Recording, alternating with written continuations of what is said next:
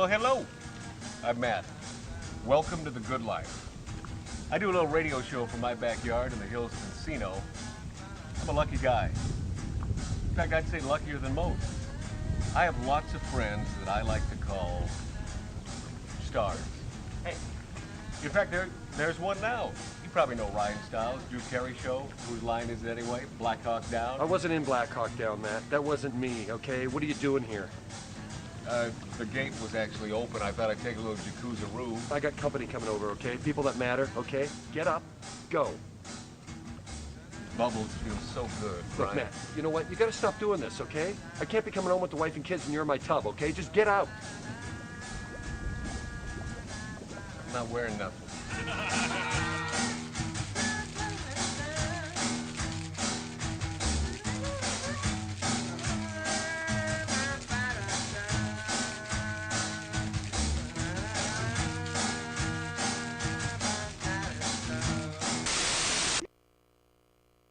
Doohickey, you know, the doohickey that rolls. Hi, this is Meatloaf. Okay, kids, you know what time it is? You know what time it is? It's Outlaw Radio time! The most imitated radio station in the nation. I'm through with standing in line for some fun to begin, but I found a good thing leaving me with a grin. It's time for Outlaw Radio to begin. You have the great Billy Gibbons here? Yeah. It's very cool. He just passed out. Oh, yeah. Hey, that didn't sound too bad. Huh? Had to lighten them up loud. Oh, man. We're here with Matt. Oh, yeah. Had to lighten up. Oh, little Outlaw Radio. We're here with Matt. And he's not fat. We got all his guys and girls in the house. Let me tell you, that's where it's at.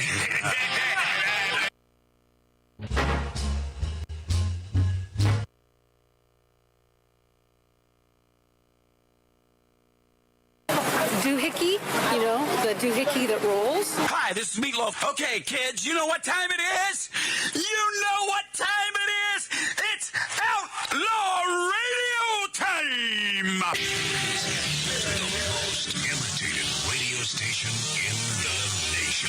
I'm through with standing in line for some fun to begin, but I found a good thing leaving me with a grin. It's time for Outlaw Radio to begin. You have the great Billy Gibbons here? Yeah. It's very cool. He just passed out. Oh, yeah. Hey, that didn't sound too bad. Huh? Had to lighten them up loud. Oh, man. We're here with Matt. Oh, yeah. Had to lighten up. Oh, little Outlaw Radio. We're here with Matt. And he's not fat. We got all his guys and girls in the house. Let me tell you, that's where it's at. And that's, ladies and gentlemen, Matt Allen. Pass me a gallon.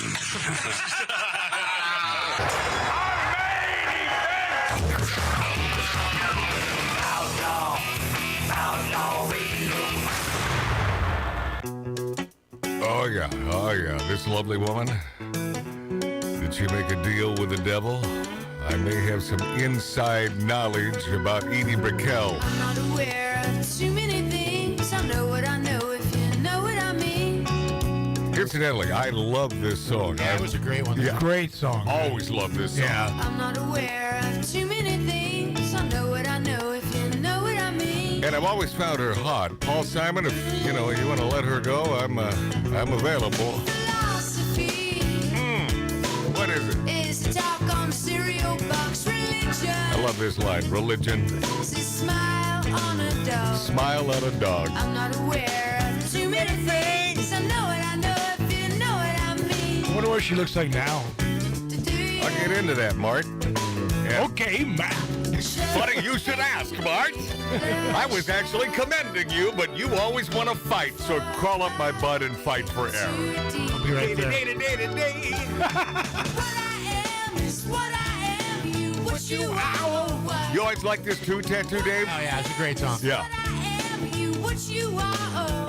It's just that tasty little guitar and that bass. I know what I know if you know little what funky. I mean. Oh, it is so funky, and this is such a classic hippie chick. Get it, Edie. Philosophy. As walk on the slippery rocks. Religion.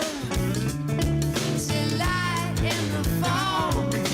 I'm not aware of too many things. I know what I know if you know what I mean. To do, yeah. I mean, I've never met a person that doesn't like this song. And it was a huge song for her, and that was it, man.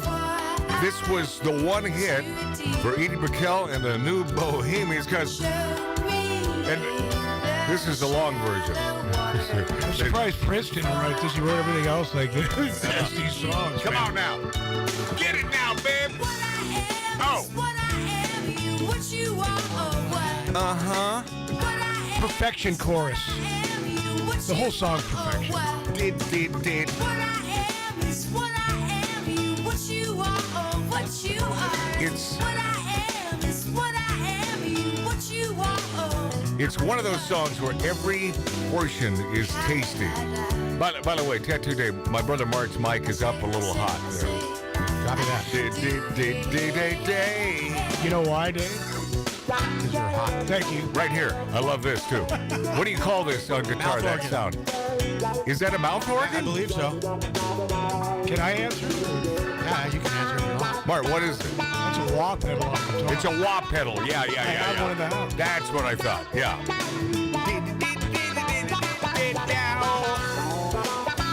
Oh, yeah. I just got one of these. Dave hooked me up.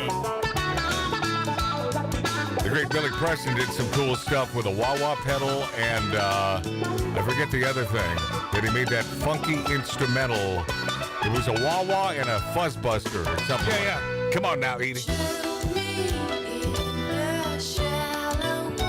Oh, yeah. Did Edie Brickell make a deal with the devil?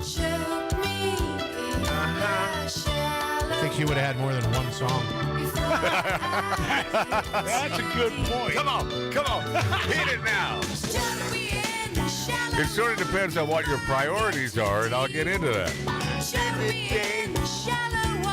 You know, if you could only have one thing, what would that be?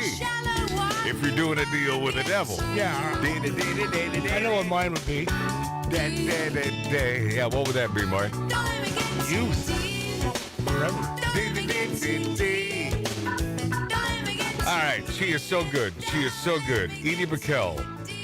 Edie, Arlitza, and I love that middle name too. Sort of down home, Brickell. What's her nationality? She was born on the outskirts of Dallas, Texas, and she married singer-songwriter Paul Simon May 30th, 92. 32 years ago. Yeah. 32 years this marriage has lasted. It was her first marriage and Simon's third. And, you know, no one could have seen this coming, that this would have lasted so damn long. She performed this on NBC Saturday Night Live in 1988. Wow. And she noticed Paul Simon standing in front of the cameraman. Even though I'd been performing this song hundreds of times in clubs, he made me forget how the song went when I looked at him. And we can show the kids the tape and say, look, that's when we first laid eyes on each other. Brickell and Paul Simon have 3 children, Adrian, Lulu, and Gabriel. And I'm happy for those names, too. They're not some sort of far-out, freaky, hippie Mood names. child. Yeah. I will tell you, before I get into the deal with the devil, and this is my notion with Edie Brickell, my ex-wife, flight attendant for a major airline, she told me a story, obviously many years ago, and I believe it was, well, it could have been right before Paul and Edie Brickell were married, but it doesn't really matter. She witnessed Edie Brickell servicing Paul Simon in the first class cabin. Good for her. Yeah. Good girl. Underneath some some blankets. Taking care of business. Yeah. So 32 years. I sort of get it. Don't you find her sexy as hell? Yeah. Oh, yeah. Right? Yeah. Yeah, too bad they didn't have iPhones back then. She would have had a blackmail video. Oh, yeah. Yeah. Well, as a flight attendant, she couldn't have. She would have lost her gig. Who cares? She would have made more money I mean, she lost her gig anyway, but for other reasons. for servicing Paul Simon. This is my notion. Edie Brickell, I'm minding my own business, and somehow Edie Brickell and Paul Simon come up on my smart TV, and this was a concert over the last year, and they're both on stage with Steve Martin. And, Steve, cool guy, man. What a talented guy. I think he'd rather play banjo than do anything else. And he's on stage playing his banjo. Good at it. And that Edie, she has a better voice than you might think simply from that song. Oh, no, I like her voice. I just... But it's, I mean, she's really, really good. Soulful, man. And she is, here's the thing. This was only over the last year. Edie Brickell has not aged. Wow. In 32 years. Let's go back to 88. So many more years than 32. Edie Brickell has not aged. It is that is a deal with the devil, and that's why I was talking about priorities. What are they priorities? So is the devil asking her, "Would you like one more hit?" Or no, I want to stay youthful for the rest of my life. I want to look like I did as I do now. And if you check her out, I mean, not right this second. Well, Magic Matt's Outlaw Radio is on YouTube, on Rumble, on X, formerly Twitter. But a little later, check this out and see if you don't agree with me. She has not 34 years or so will put some age on anyone, and especially a female. But she has gotten better and looks more youthful, and this has nothing to do with some of that strange surgery and that sort of crap. She doesn't look like a raccoon She found the or a fountain of youth. cat. Yeah. And she is absolutely phenomenal. Edie Brickell, if Paul Simon ever kicks you to the door, you know it's not going to happen that way. I mean, Paul Simon is 80 years old, and this gal is 58. Man, is that guy living the life? Oh, yeah. I mean, Pretty brilliant. oh, yeah, and also, yeah, not to mention a brilliant dude, but my God, what a life this Paul Simon has. God bless him. Every day with Edie. And, even if they're doing it once a week, that ain't bad, huh? I mean, you have a chick that never gets older. That's Yeah. that's cool. She Yeah. swims in a fountain of youth in her bathtub. Yeah. She found it somewhere. She has the painting up in that special room of their mansion. But Edie Brickell, God bless you, love you, and keep up the good youthful work. I don't know. And you tell me in the comments below on our YouTube page, Magic Matt's Outlaw Radio, tell me if you agree with me that she simply hasn't aged, and I think it's a mind blower. Go back to Susan Sarandon, who I'll talk about in a few minutes. I mean, she is obviously aged. I mean, and those floppers are, they're a little bit closer to the ground, but all right. And also she's, unlike Edie Brickell, I don't hear her talk politics. I notice that she stays behind the scenes, and even Paul Simon, I think. Because wouldn't you assume that they would be on the left? I mean, you certainly would, a Paul Simon and an Edie Brickell, but they stay quiet as far as I'm concerned, unless I miss something about Paul Simon, but I read a lot. I think they're smart people. They don't want to alienate their crowd. Maybe they're not on the left. Who knows? I mean, Edie coming from Texas, good Texas girl. So the odds are she was brought up a conservative. Yeah. Anyway, and 3 children, man. 3 children over the course of 32 years. Congratulations. I just love that song. I love that song. We have, this should be fun today. We have you ever heard of this magician?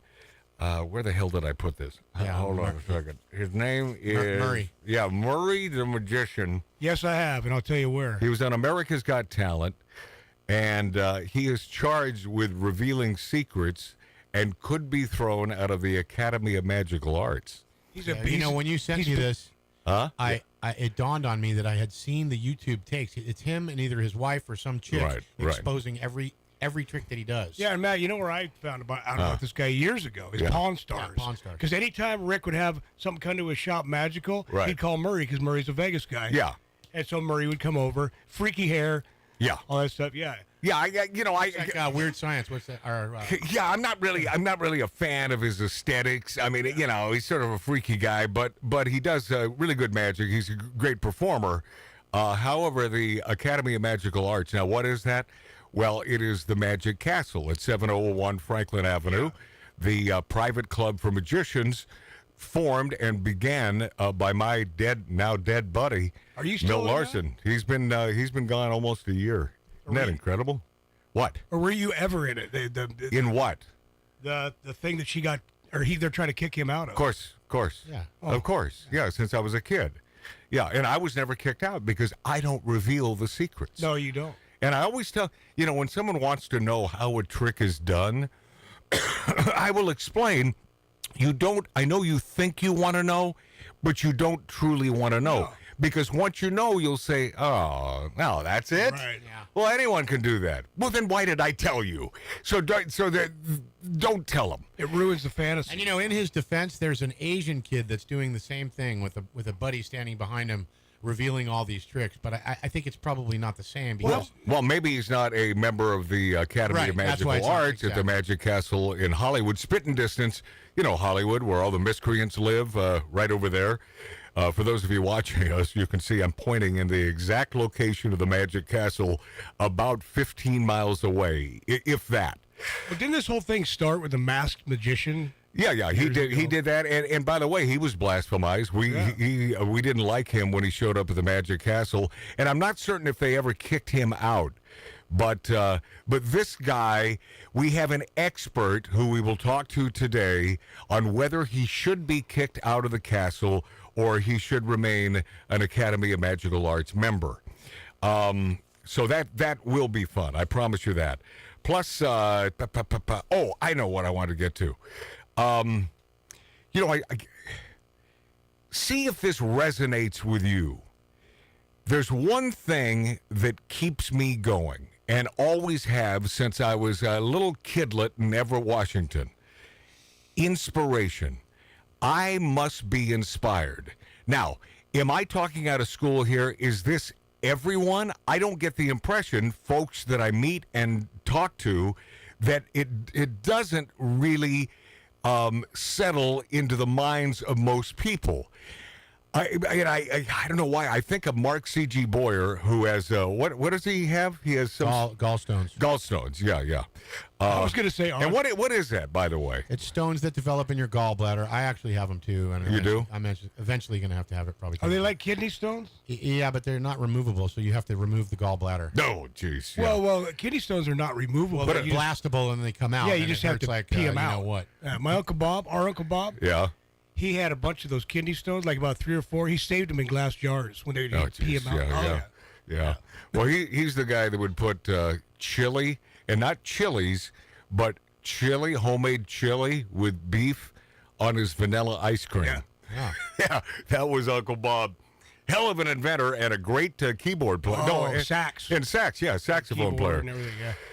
Yeah, God rest his soul. Yeah, last time I talked to him, which was obviously years ago, I said, "How you doing, Uncle Bob?" And he said, "Dying." That's how, he's pretty much straight to the point, like our dad. Yeah, dying. Yeah. So if you wonder where I get this flippant attitude, it's from that side of the family. The Henri side of the family, where my Uncle Dick hails, I swear to God, he's never gonna. Knock on wood, he doesn't want to die. He lives each day, and he loves life. So God bless him. Yeah, good for him. But for me, it's I have to be inspired, no more, no less. And I've been exceedingly lucky in my life that I've been consistently inspired my entire life. And I never did nothing for the money.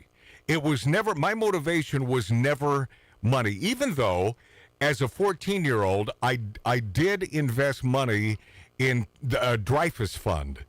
But that wasn't because I thought I'd become a millionaire. I just thought I did the research, and I thought it would be the best place for my money. And somewhere out there, there's $1,000 that I would love to get my hands on.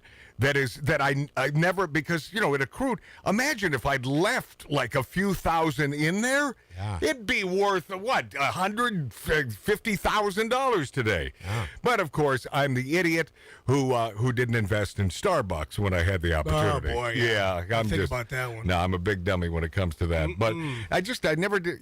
You know, because we are honest on this show, and I'm speaking for myself here. I can't say I never did nothing for money. I took the San Diego gig to do a morning show there for the money. I had no intentions of moving to San Diego permanently. Why not? Well, because I discovered after a month that I didn't like it very much. I lived there, man. I didn't like it very much, and I took the money to do mornings in Philadelphia. But isn't that a little different? I mean, they're paying me to do a job, and yeah, I had no intention of relocating to Philadelphia. I kept my house here in Southern California. You couldn't wait to get home on the weekends. Oh, right? my God. I would fly out every other weekend back here, and I'd be at the Magic Castle at 7 o'clock, you know, obviously because of the time difference. I'd be at the castle hanging out until, closing time. Saturday was tough because I knew the next morning I had to fly back to Philadelphia. I mean, the good news is I met some very nice people who are still my friends in Philly, but, man, it's not a place you want to live. I mean, you're either from Philadelphia or you're not. And I was offered a gig one time in San Francisco, real cool gig, afternoon drive, but it was about about a 2/3 or about a half of what I was making here in Los Angeles. And Dave Shakes, great program director, wanted me to do this so bad, but it was another one of those things back in the day where you had to be on site. I said, even back then, how about I do 2 weeks from Southern California from my home, 2 weeks there, so I can do public appearances and I can do. No, you gotta be here. Now everyone's doing that. Not Everything's remote. Yeah, not one to boast, but I was ahead of my time on this. And I said, we can do both because that would compensate. That would make up for the fact that it was only, half or 2/3 what I was making. And I could still live the life, do my thing here in Southern California, and not have nothing wrong with San Francisco back in the day. It's a beautiful town. Back then it was great. But back then, Los Angeles was great. That's right. And you can't, it's apples and oranges because one is a real city and the other, this place where we broadcast, meant to say cast. Big desert. It's a bunch of neighborhoods and it's a bunch of boroughs, sort of, and it's not a real city. But so that didn't work out, and I think that would have been fun. Yeah. But that, and I would have done that not simply for the money, but because it worked out. But it would have worked out great. But San Diego, Philly, I took the money. I took the money having, just sort of a stopgap for a couple years. And I don't know, Sometimes you got to do it. Yeah, but I sort of feel, I feel that I wasn't completely honest with the management, even though they never asked me at that point, do you plan on living here? They did after I took the gig. They said, well, have you found a house yet? And I'm thinking to myself, yeah, Encino, California. I found one. I know, it's just ridiculous. All right, so Gallstones. We have some thanks to our friends in What's Up? Oh, yeah? And all over Wisconsin, man. There are some nice folks there. And Billy and a Rat Trap. Is Billy here? He's not here yet, but he is coming.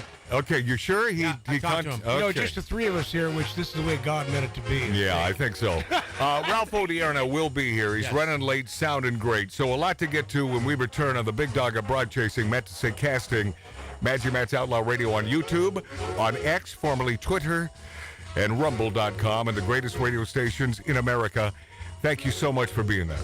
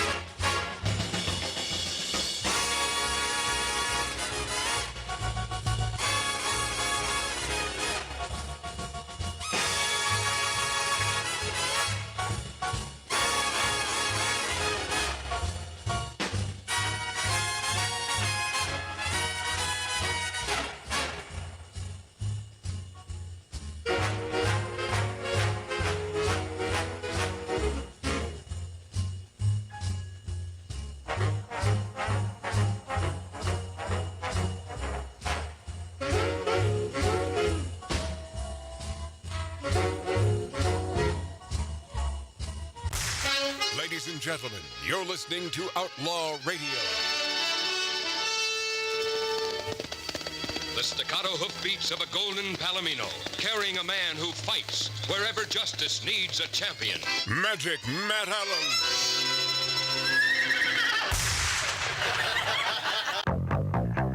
You know, I forgot.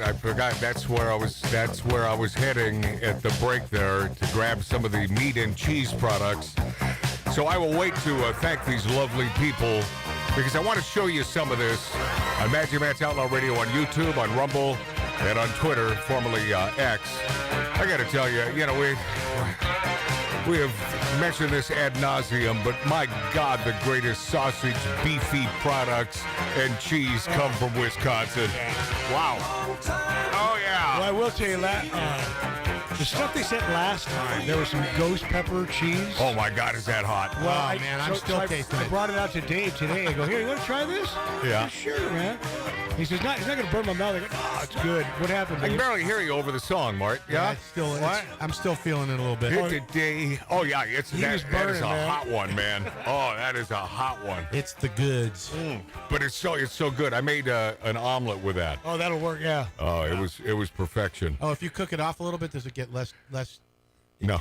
Well, yeah, I don't know. I just didn't use a ton of it, but It's hot. that's Tony and Beth, man. They took care of us with that ghost pepper cheese. It is awesome. I wonder if they eat it. I doubt they do. I bet you they do. Yeah, because the salsa that is homemade there in their own casa in Wausau, it's not that hot. No. It's just incredibly tasty. So I don't know the answer to that. But Mark C.G. Boyer, who has gallstones, didn't even know her. I certainly hope that he gets better. He says that there's a surgery in the offing. But, you know, maybe while they're in there, they could remove that belly. Yeah, right? maybe. You know, wouldn't that be great? And maybe put some common sense in there somewhere, too. No. I think that would be impossible. He texted me today. I'll trade you a 6-pack of Pepsi for a tri-tip. Oh, is that so what I he said, be right there. Murray the Magician kicked out of the Magic Castle, not to be confused with author and is he a homo? Is he a homeowner or does he rent? Douglas Murray. We will hear from Douglas Murray on this show today, a man who I have become a huge fan of. This guy, where has this guy been? He's an author, and this guy is spot on. When it comes to the LGBTQ and this whole alphabet soup thing, he's spot on, and it's damn near everything we talk about on this show. And it's coming from a homosexual, so of course, you know, he's not blasphemized as much as straight people. You know, we're not going after anyone in the LGBTQ community, but not one to boast. It seems that I've been spot on with this, that the L and the G, they sort of they don't want anything to do with this crap. Fed up. They're They fed up. don't want a damn thing to do with this. So we will get into this. And I found myself immersed in this. It's called the, where the hell is this? The Apple River stabbings. Now, I don't expect my brother Mart or Tattoo Dave to know about this. I never sent you a piece on this, but it is indigenous to the Wisconsin area, and the Apple River is in Wisconsin, and I ended up watching over the course of a week all of the testimony. So all of these kids on the stand. Now you wonder, what the hell is this? Dude named Nikolai Mew, 54-year-old of Prior Lake, Minnesota, faces nearly 100 years in prison after he was found guilty in St. Croix County Circuit Court of first-degree reckless homicide in the July 30th, 2022 stabbing death of a 17-year-old Isaac Schulman on the Apple River near Somerset, as well as 4 counts of first degree. None of the kid. So I'm watching the entire testimony, and I'm thinking, so here's a guy with a knife out on a river, and he's stabbing everyone. It's really not what came down, man. And I've noticed that some of the comments, it's sort of split, because at first I'm thinking, is this my own thought, or do other people see what I'm seeing? Even though in all my research, I've come up with a culprit here, and no one has mentioned this, and maybe they're afraid to. But what happened was, okay, so the kids giving their testimony couldn't keep their story straight. What happened was this dude down the river is walking into this group of kids and their inner tubes. That's what they do. You know, they tie their tubes together, and that's the whole thing at the Apple River.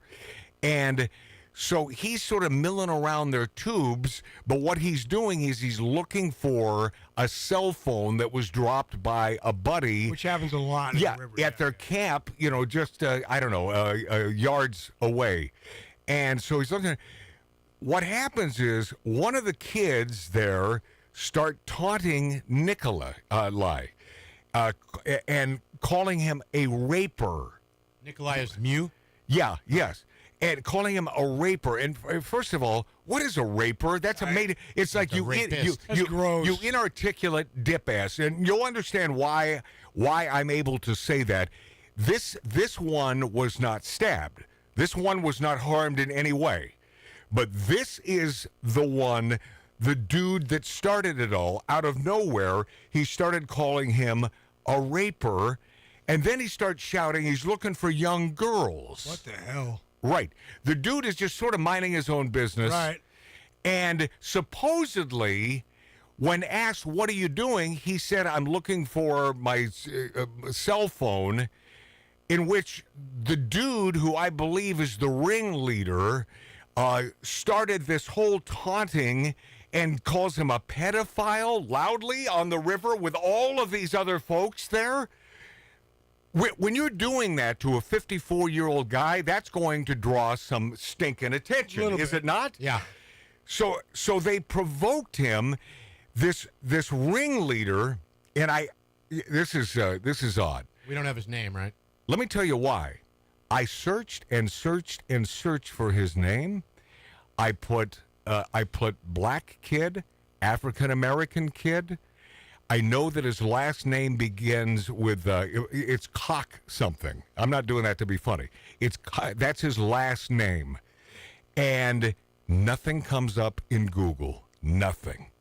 And this is the way Google works. You know, try putting in black kid, African American kid. He was the only black kid there. So I got to watch my P's and Q's sort of in giving you my sort of sense of what went on, because this has nothing to do with race whatsoever. And you know he's black because did you watch the video? I watched all of the testimony. See, this is the first time Every one of the kids on the stand who could not keep their stories straight. Right, because I'm doing a little research while you're talking and reading about it. And yeah. There's a video of the fight. Oh yeah, no, they're playing that throughout the entire thing. Yeah. Everything is on so they were video. Antagonizing this guy for no friggin' reason. They're antagonizing, but it starts with the ringleader there who won't let it go, and it's the guy with the last name Cock something. Isaac Schulman, 17 years old, was killed. 4 others, all in their 20s, were injured. It was Dante Carlson, Tony Carlson, A.J. Martin, and Riley Madison. Miu is charged with first-degree intentional homicide in Schuman's death and 4 counts of attempted first-degree intentional homicide, and he was found guilty. So he will be sent up the river, so to speak, for the rest of his life. Now, is it right to stab anyone on the river? I think what did him in is in the interrogation about 6 to 8 hours after this happened, he starts talking about a knife that he took from the kids. And he took 2 knives from the kids. He doesn't know where the knives went. I think that was the overbearing evidence for the jury to say, if this guy can lie about that, and he was lying, and he admitted on the stand that he lied, that it was his knife. It was the knife that he used to cut the strings to tie the inner tubes together, as they all do there at Apple River in Wisconsin. Yeah. And he happened to have the knife with him. Was it premeditated murder? Absolutely not. No. Were these kids, these little, I really got to watch it here, because we're dealing with one child who is no longer with us. showman. And it is obviously, if you were the parent of that child, my God, what an atrocious thing that some guy almost disembowels your son on a river. I'm even afraid to use the word but. It was started by that friggin' instigator who out of nowhere, I believe, wanted to start a ruckus so then he could take what he was videoing on his phone, stick it up there on one of the social medias. I believe that was exactly what came down. You know, people do that all the time. They start this crap. Yes. They get notoriety and, yes, you know, look at me. Yeah, and it makes me sick. These young kids do it. For one thing, it's disrespectful. The guy shouldn't have done what he did, but he flipped out. He's like, you know, I've had enough of you punks. He did flip. Well, no, he was afraid. And if you watch all of this video, you see self-defense? Yes, because he was knocked down, punched in the face, knocked down in the river. Yeah. The ringleader swore up and down that he hit one of these gals. I think Riley Madison. There is no evidence of this blonde gal ever getting hit. No evidence whatsoever. So his attorney's got to appeal. His attorney's got. I don't understand. The problem is, I can't see it going anywhere.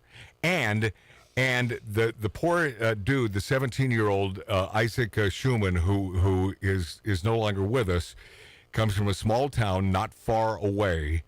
And that was sort of the jury pool in that town. Okay. Yeah.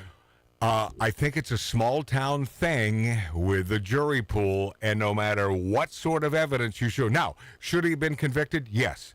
Should he have been convicted for the rest of his life? I got a tough time with that. I think I would have been happy with 10 years, 15 years, but did he have any other way out instead of what he did? He was down on his back in the water. So they kept punching him, and he's got the problem how is many kids? If he never eventually all the kids, because of the attention that was strewn, because this little, and I'm going to call him an a-hole. This kid was not knifed, but the ringleader, and they're hiding him. He's the one who started the entire thing, and I say if he were not involved, and if he were not the ringleader, the man who started the taunting, there would have been no deaths on that river that day. So that kid should be punished also. How are you going to punish him? I know, but you're not. You know. You're simply not. But he on the stand, if you watch his testimony on the stand, man, do you get a certain sense that he's full of crap. And the other kids, not obviously, I don't know. I don't have the facts.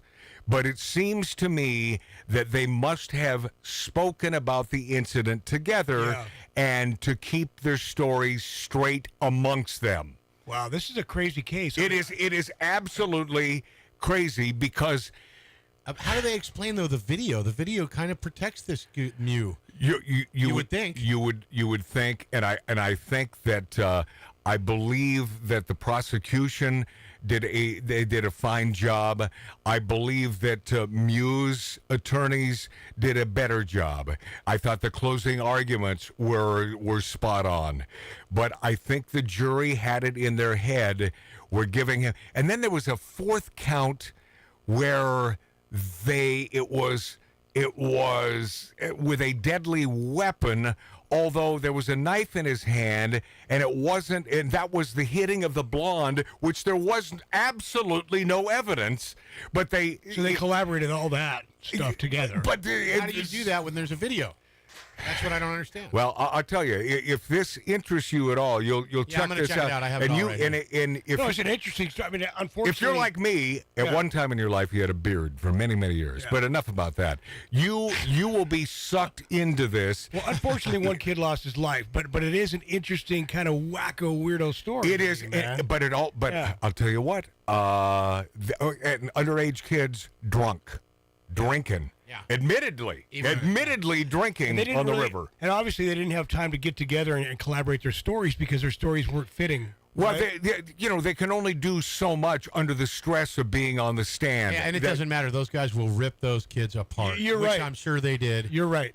They will find what they were looking for. Anyway, God rest your soul. Isaac Schumann. And God bless the family. And the family. I mean, I can't tell you, and I know if this. And by the way, this is in Wisconsin, so I know this is going to get back to them. And I know they're thinking, yeah, Matt, if that's your child, I understand it. I completely get it. Me too. So I am not feeling what you're feeling, but I do feel the death of a 17-year-old and what he had to offer life. And it's a terrible thing. But you can see how I'm sort of ripped apart on this. But the self-defense, really quick, if it was adults that did this to him, yes, it'd be a different story. And it would be a different story if the guy didn't have a damn knife. Right. If he simply would have defended himself. Right. He was trying to get the attention of his party down the river. Nobody came to his defense. Right. That's horrible. That's just horrible. One father sent his sons over to help him, saying that I don't want them to beat the ass out of him. Yeah. Right? All right, a lot to get to, my friends, on Magic Matt's Outlaw Radio when we return.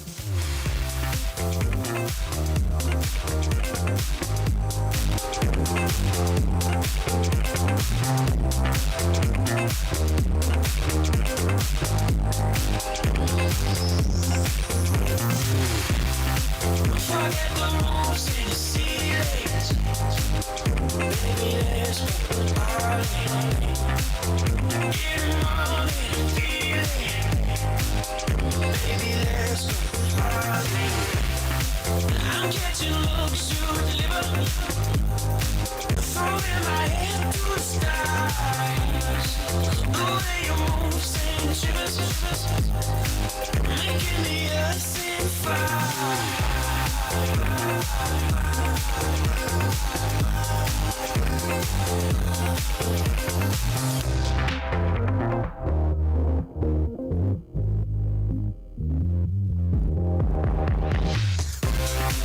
Don't need the rules, we can keep it. Baby, let's go party. You got me hooked, just keep reading. Baby, let's go party. I'm catching looks to deliver. Throwing my head to the skies. The way you move sends shivers, making the earth sing fire. Love is incredible, and we're getting critical. Turn it up, let's get physical. Baby, let's go. Baby, let's go. Yeah, we can both fly high. Do what makes us feel alive. Take our hearts up all night. Baby, let's go. Baby, let's go.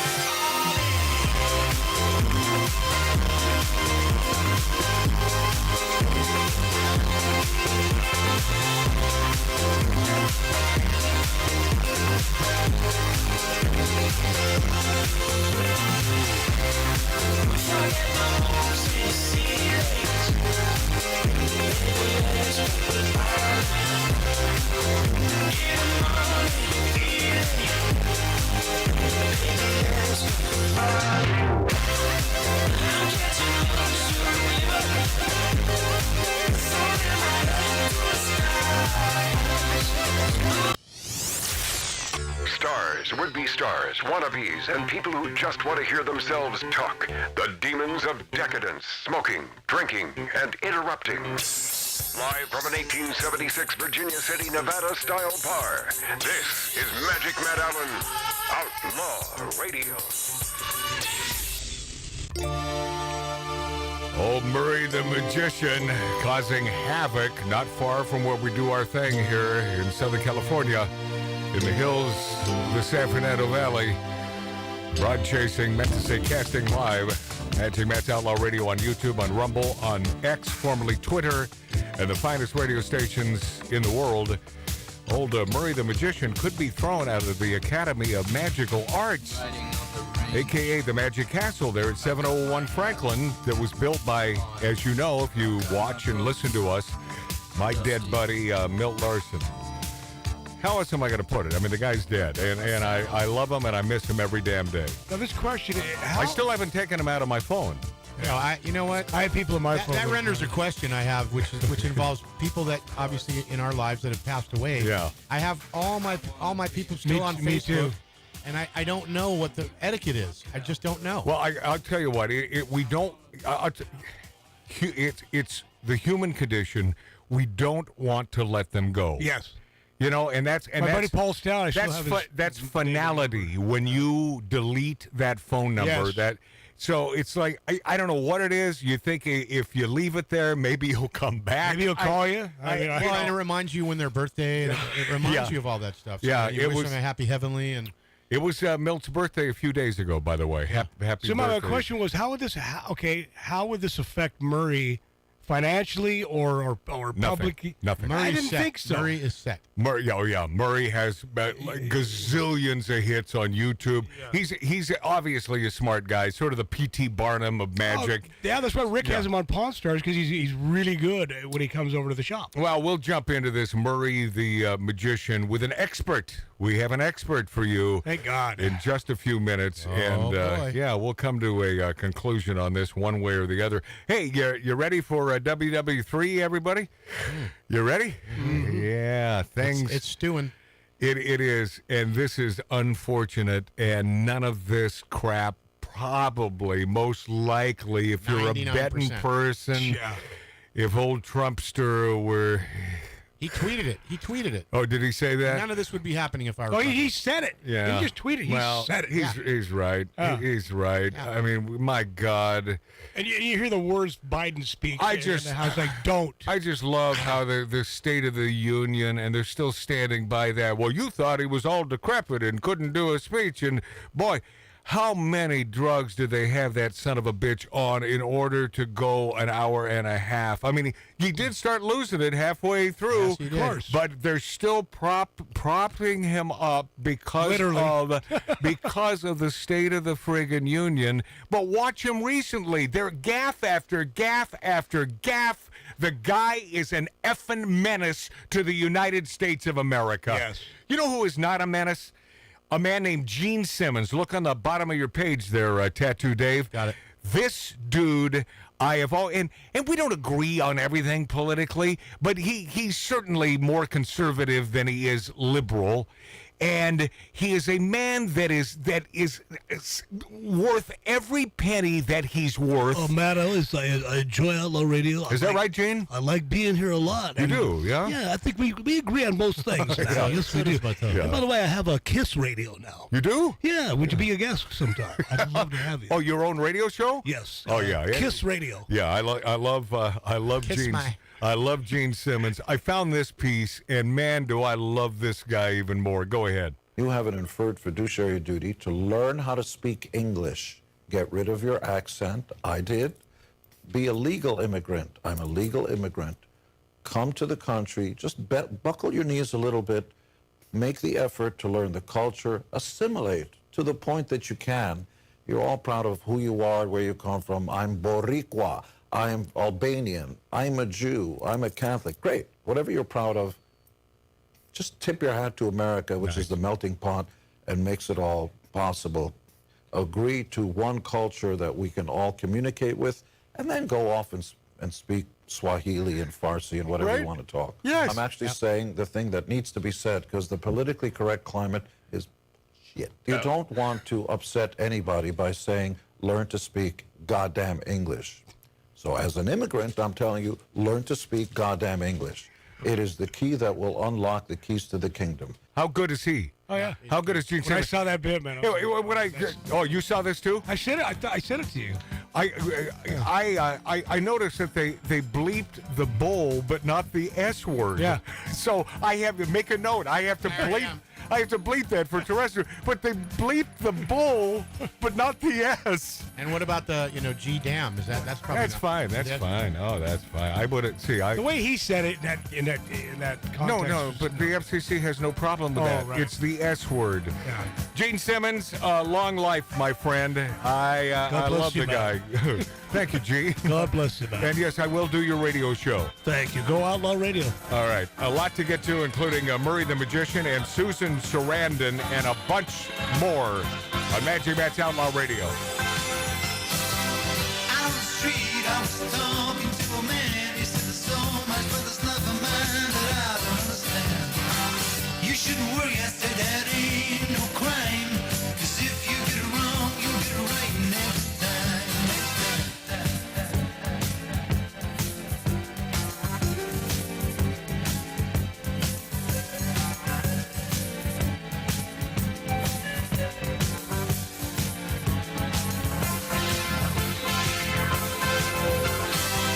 You need direction, yeah, you need a name. When you stand at the crossroads, you'll be high, we look the same.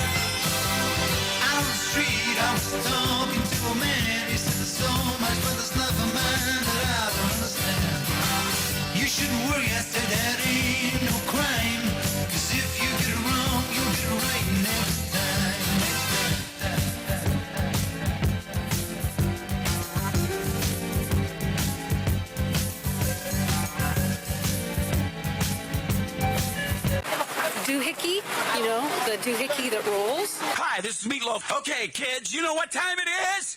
You know what time it is? It's Outlaw Radio time!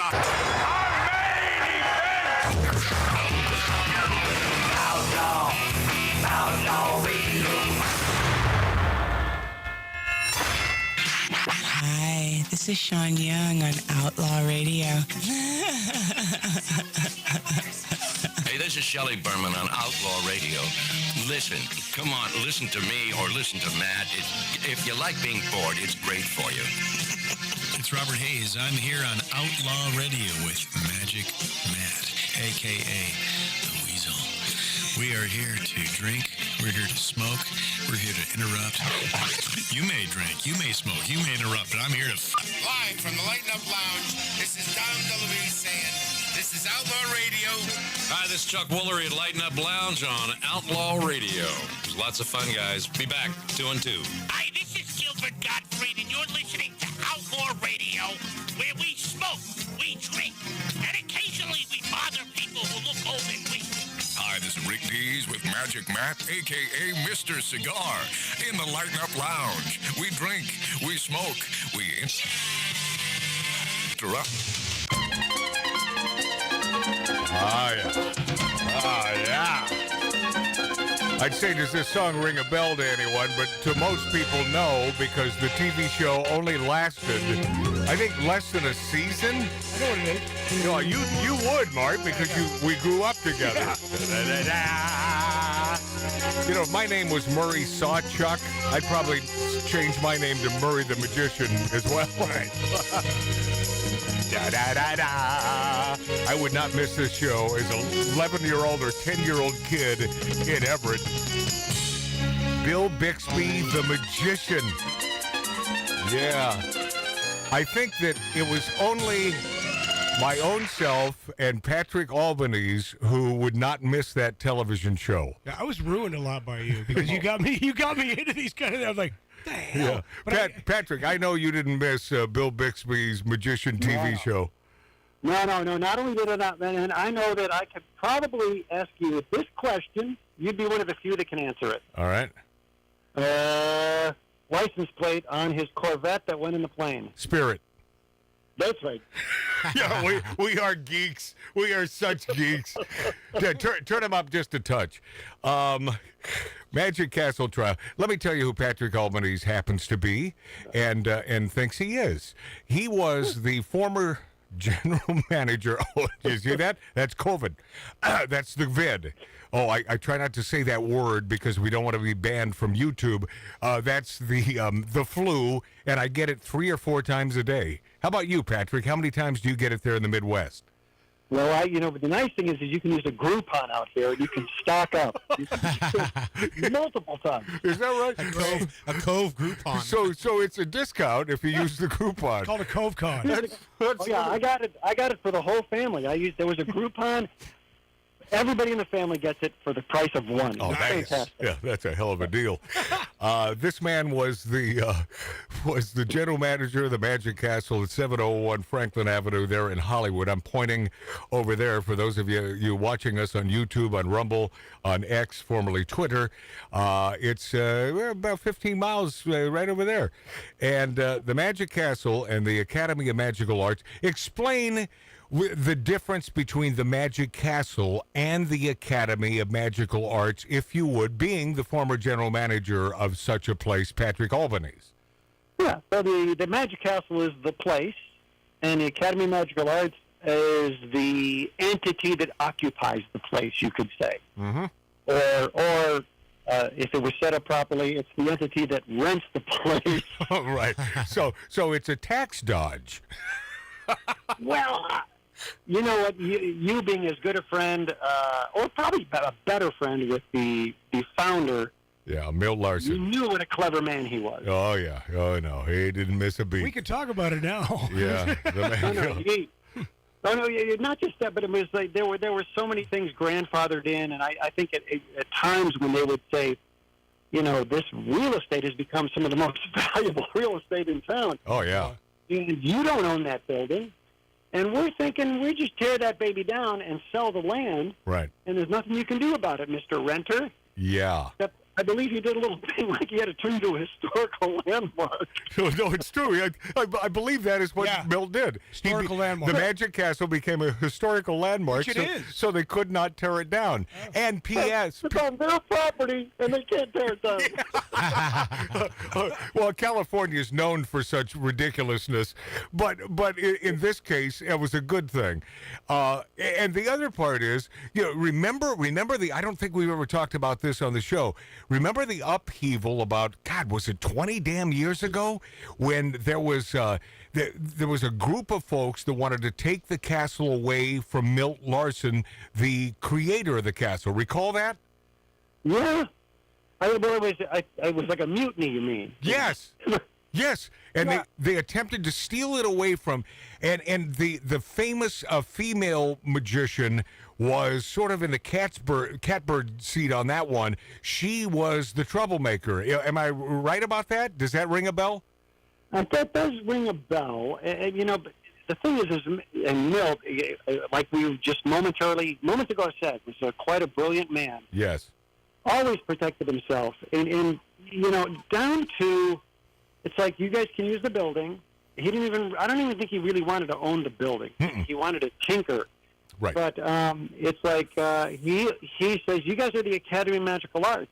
I own the name The Magic Castle. Right. So do with me what you will, but you can't have that name. Right. So if you decide you want to take your Academy of Magical Arts and move it down the street to another building, good luck. Yeah. It will not be called the Magic Castle. And the other thing, during this hostile takeover, this attempt, they wanted to take it over. However, even though Milt doesn't own the building, all the stuff, all the furnishings, the walls, the doors, the stage, every ornate, and it is ornate, it's gorgeous. It's 1800s-esque, it's Victorian, it's beautiful. It's all his. So if they did that, he would then rip out the entire interior, and there'd be nothing left except this shell of a mansion on the hill in Hollywood.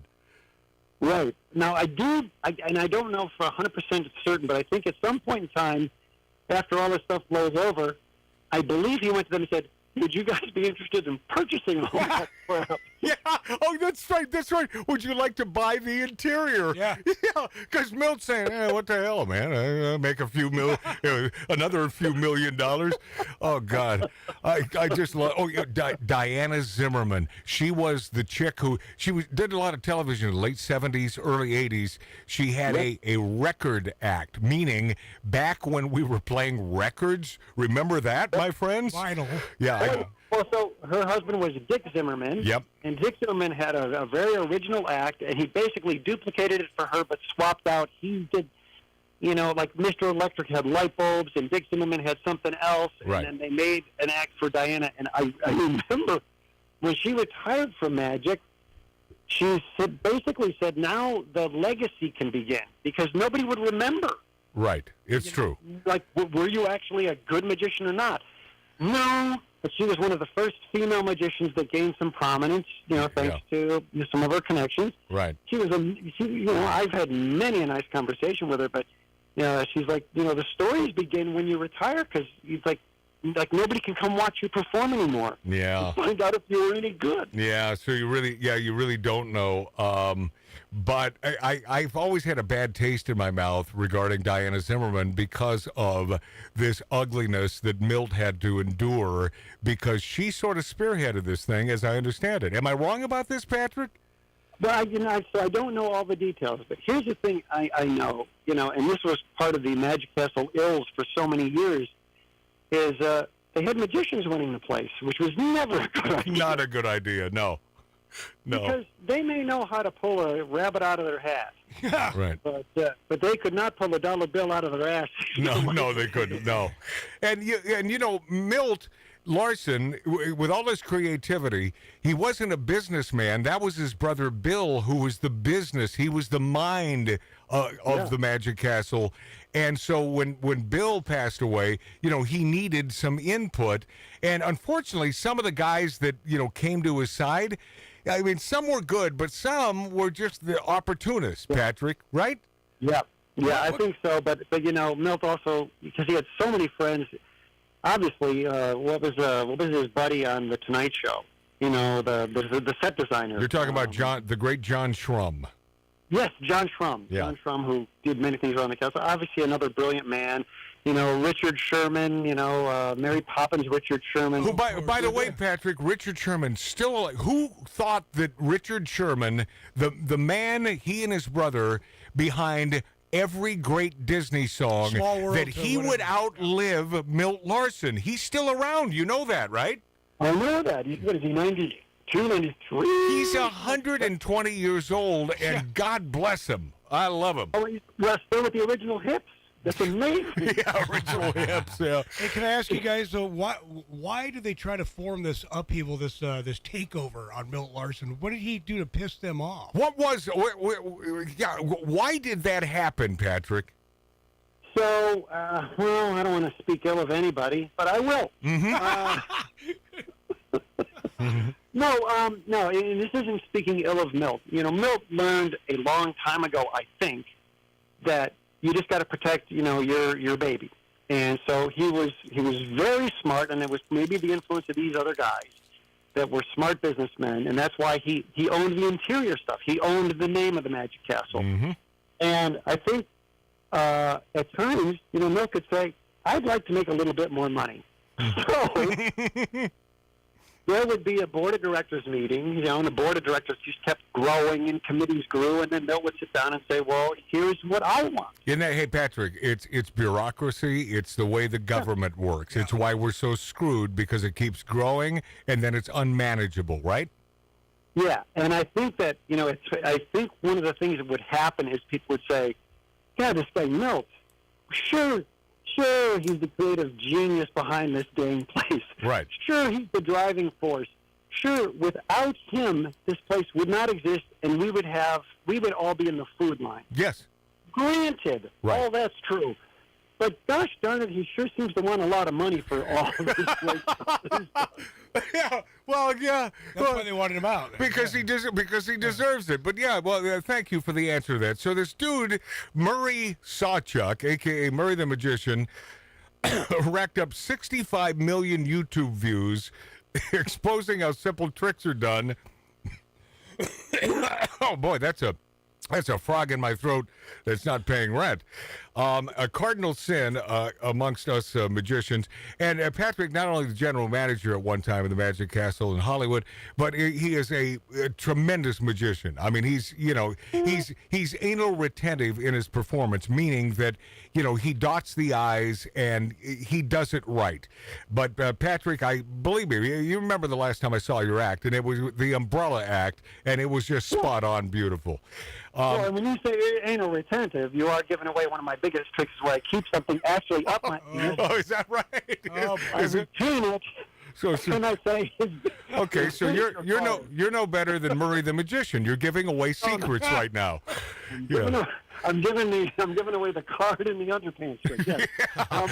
So now Murray the Magician, his fate in the Academy of Magical Arts hangs in the balance. Of course, all eyes are on Donald Trump and his criminal trial over alleged hush money payments to Stormy Daniels. No, not all eyes. It's a fabricated friggin' piece of crap. And here on the West Coast, another hearing is happening, but it involves a beautiful blonde woman and a charismatic showman with a penchant for pulling the wool over people's eyes.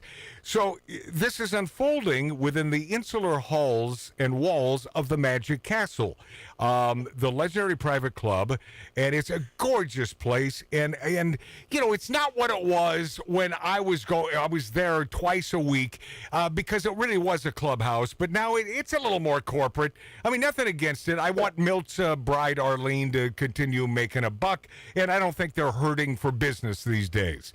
But no. You and I were talking the other week about when OJ died, Luke McKissick one of the attorneys in the courtroom. It was like that was we, and I'd be up there sometimes with you at that owl bar. With that, it was you going. This was the kind of place that was you go. Look at all these old showbiz people that come here.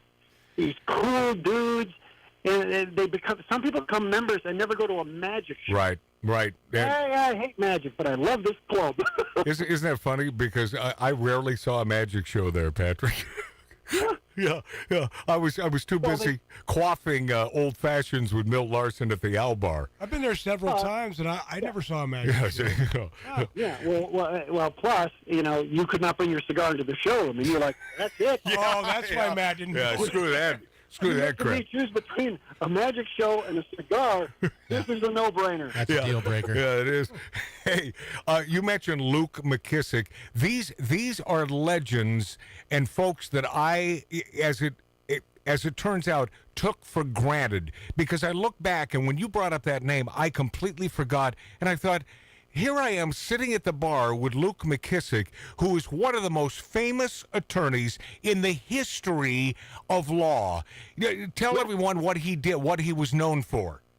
So Sirhan, you may have heard of it. He shot a Kennedy, I believe. Yes. Yeah. I believe he murdered it. He assassinated a Kennedy, went to jail, and then Luke was his attorney for the appeal, and I believe he got him off. He was it was a team of attorneys. And then, he was just notorious, famous clients. During the OJ trial, he went to work for Fox News to be their in-court reporter. He'd come into the Magic Castle almost every night after sitting in that courtroom for, that thing was like 9 months. Yeah. And, he'd be like, he's getting off. He did it. He's getting off. Yeah. Prisons are great. The prosecution sucks. How about that? And Luke told us, he said he's getting off, and none of us could believe it. He said, no, OJ is, he'll be free. He'll be free. Luke knew. And, of course, he's sitting there belly up to the bar, as a good attorney will do. He'll quaff a few beautiful cocktails. And then after he's through drinking the cocktails, he would, wait, you tell him, Patrick. You tell him. So I think it was, he liked a nice red wine here and there. And then he was Milt that often would challenge him, says, show him, Luke. And he would eat the glass. Wow. Yeah. He would eat, he would start biting, and he would chew up the wine glass. And people are they're getting a little bit grossed out. He goes, no, it's really not a problem unless it comes back up. Now, and P.S., this was not a trick. That's what I thought. I was thinking it was a sugar glass. No, it was a real glass. And he chewed it and digested the glass. That was Luke McKissick. Look him up. Famous for the Sirhan trial. I mean, phenomenal. Yeah. So back to Murray Sawchuk, a man that should have changed his moniker to Murray the Magician. So this dude, I guess, was it the television show that you saw him on, Mart, that he's Pawn exposing? Stars? Or no, Pawn Stars. So he's not exposing, but he's exposing a bunch of tricks. Here's how to do it. And the Academy of Magical Arts there at the Magic Castle, the folks in charge are a little pissed at this guy. And I guess, and he's got like 2 million views after exposing all of these magic tricks. So, he's in hog heaven making a ton of money, because if you got 2 million views on YouTube, you're going to make $1 or $2. So his motivation was something I wouldn't know about. But, and the comments started piling up, 20,000 comments on his YouTube channel. Most were positive, but a minority from a faction of outraged magicians from around the world were decidedly not. They lambasted this man for breaking the cardinal rule of magic: never reveal a magic trick. And then came a letter printed on the Academy of Magical Arts stationery, as if issued from the Hogwarts Dean's Admission Office itself. Dear Mr. Sawchuk, it read, you have been suspended pending an investigation by the Committee of Member Conduct regarding complaints that you are violating our rules by exposing magic online. It went on to inform him that a meeting regarding the matter will be held at a future date. In the meantime, it closed. You are not allowed to enter the Magic Castle. Wow. Now, and this man, I believe, still lives in Las Vegas, so I don't know, how many times he's out here in Los Angeles. Right. So the gathering occurred 7:30 p.m. on a Wednesday. It was held around a table inside the castle's Houdini Seance Room, another creation and invention of our buddy Patrick Almighty's, the great Milt Larson. Everything there is Houdini artifacts. Sawchuck explains his metamorphosis trunk trick. That's where they change places. He and Bess Houdini would change in an instant. His handcuffs, his straitjacket. It really is a cool room. But on this night, nothing was moving except the pens of 6 Magic Castle board members, 5 men and a woman taking studious notes as Sawchuck argued his case. And what was his defense? He read from a document containing 11 bullet points explaining why he did what he did. And among them, we only have a short amount of time here, but some of the more important points were what, Patrick? Do you recall? Well, here's the thing. I can even circumvent some of that. He's saying, hey, this kind of thing has been done before. Wasn't that big. These aren't that great a tricks. Blah, blah, blah. Right. But first and foremost, and I've met Murray a couple of times, although I don't know if he'd know. He'd walk in the room and go, I know you're from somewhere, and I owe you money. I don't know. Mm-hmm.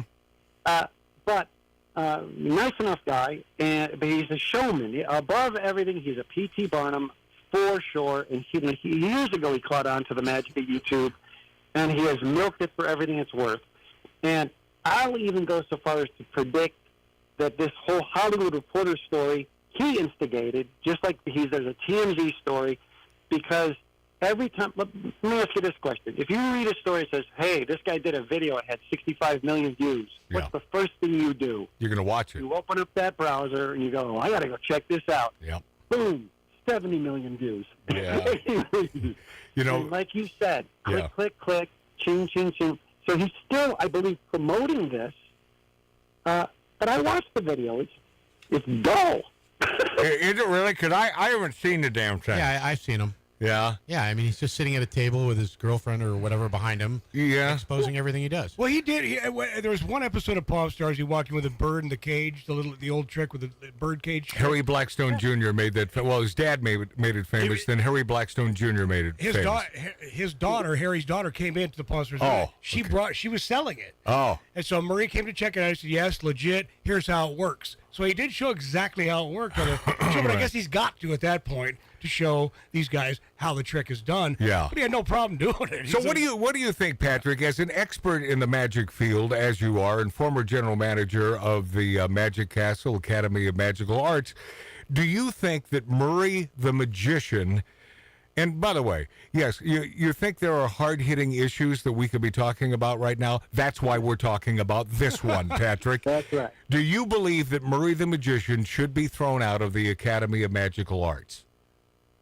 If you go by the letter of their law, I would say you probably, you got to do this. But I kind of look at it, I understand some of these tricks. Some people still do them. Some of them were birthday party tricks that a professional magician would say, yeah, I'll do that for my kid's birthday party, but I would never take that out in public. Right. And I remember years ago, Franz Harari, another magician. Right. And this was back in the Masked Magician days when the Masked Magician was exposing all the magic. Yeah, on Fox. Right. He got kicked out of the Magic Castle, and he was exposing some stuff.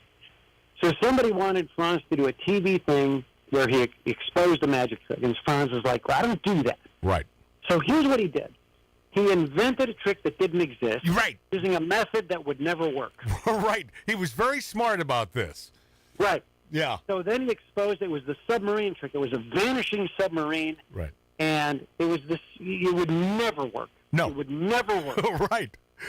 There were magicians going, I can't frickin' believe Franz exposed the submarine. The submarine trick, which he invented, created, and it wasn't a real magic trick. Yeah. Right. They're treating it like it's a staple of magic for 100 years. Yeah. You can't get this trick.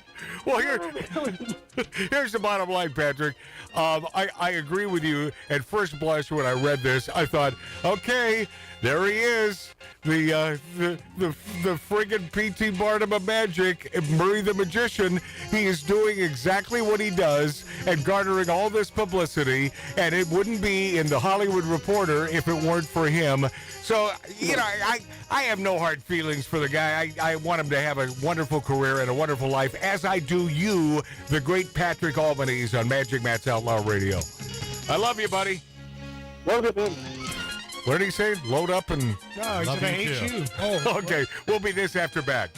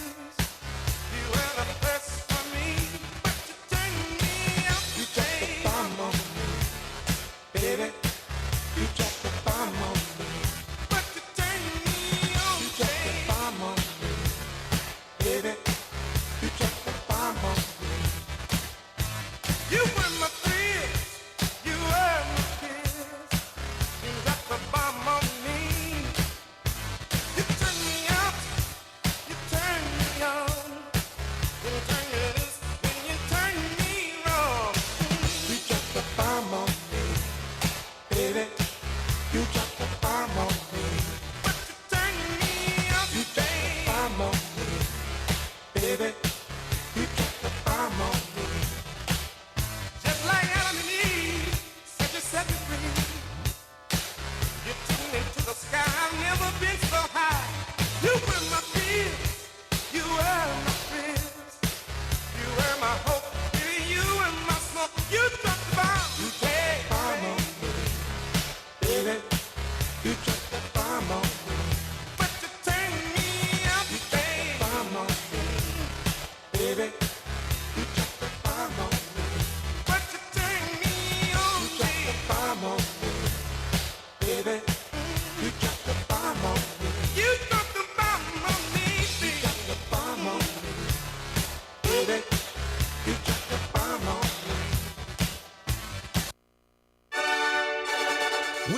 stand for fun.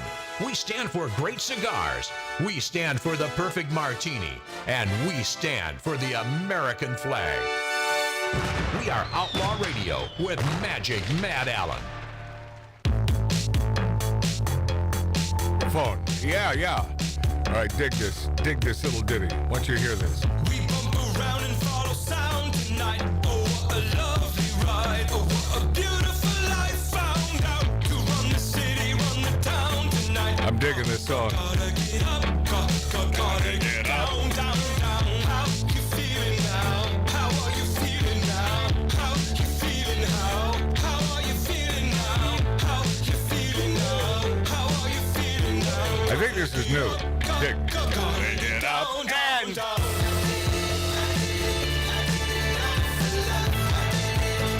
Little loud. Bring it down just a touch. Very Cars, Rico Cassidy. Well, how about We Are Devo, but I think a better song than Devo ever did. Yep, that's exactly what I was going to say. Yeah. And maybe a little Thomas Dolby. Yeah. Isn't this catchy? It is. Well, Rico Cassidy comes by the Cars. You know, the keyboard, the synthesizer. Hit me now. Don't need a victim or a crime fight. Oh, a lovely ride. Oh, a beautiful life. So retro 80s. Runs the city, runs the town tonight. Gotta get up. Gotta get up. That's tasty.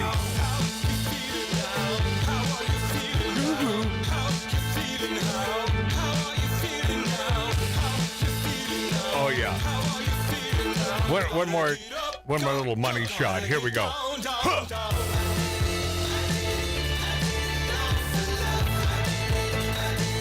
That's a friggin' hit record. Yeah, you know who else? What's his name? David from the Talking Heads. Yeah.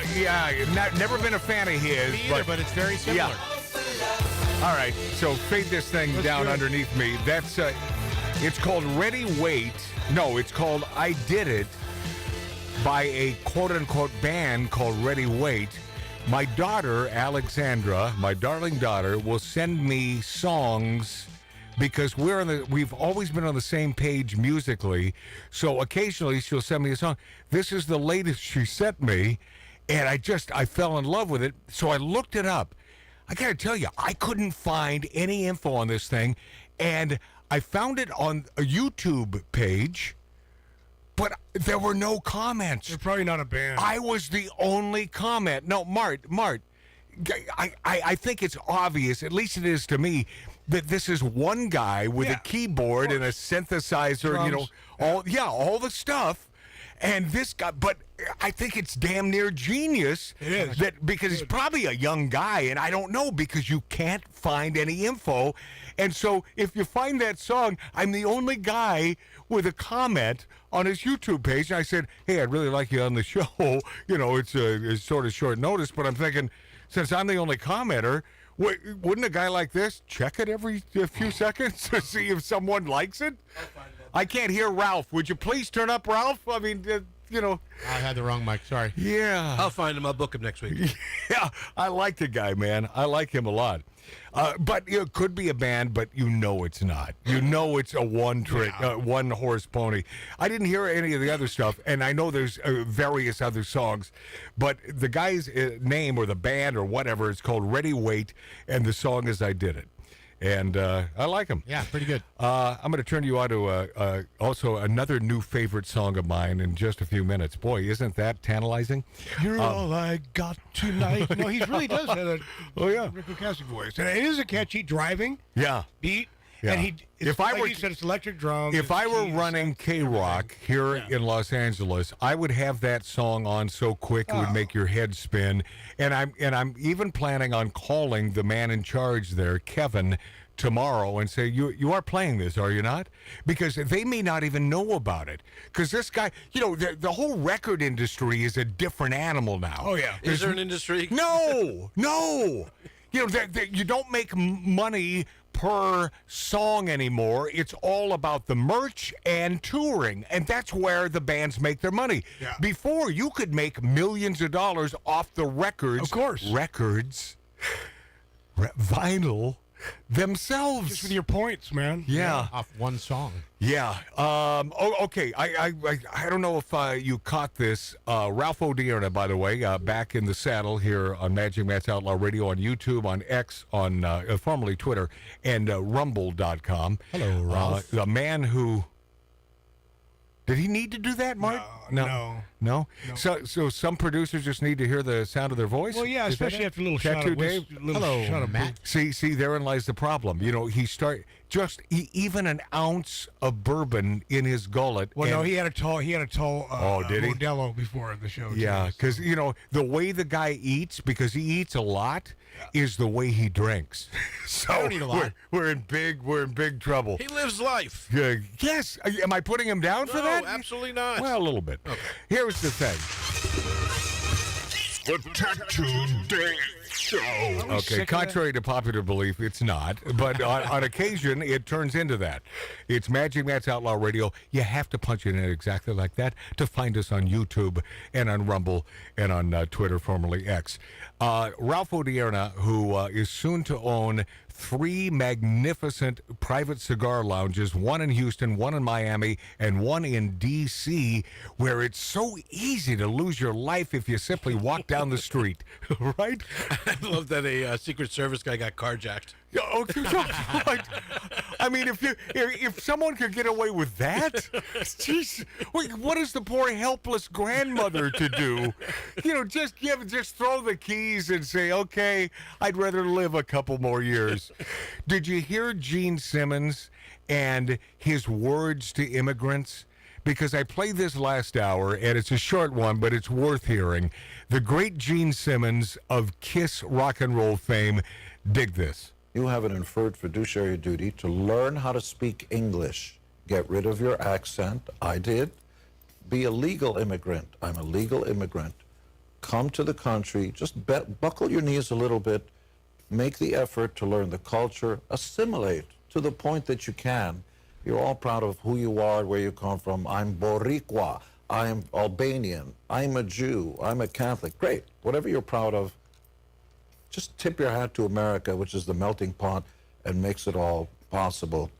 Agree to one culture that we can all communicate with, and then go off and speak Swahili and Farsi and whatever you want to talk. I'm actually saying the thing that needs to be said, because the politically correct climate is shit. You don't want to upset anybody by saying, learn to speak goddamn English. So as an immigrant, I'm telling you, learn to speak goddamn English. It is the key that will unlock the keys to the kingdom. That guy's good, man. Gene Simmons. He's a good guy. And as I mentioned the first time I played it, Ralph, I don't agree with him on everything. Like the whole C word, a.k.a. the flu, we have differing opinions on that. You know, I say go get your vaccine. Yeah, well, yeah, he was injected as many times, and I just wonder though, after several months, if he's sort of regretting it now and sort of seeing the light. You never know. I mean, I haven't heard anyone pose that question to him as of late. I just don't think they'll ever admit to it. Yeah, maybe. They might not have a choice. Well, they bought so deeply into it, they're gonna walk it back. Yeah.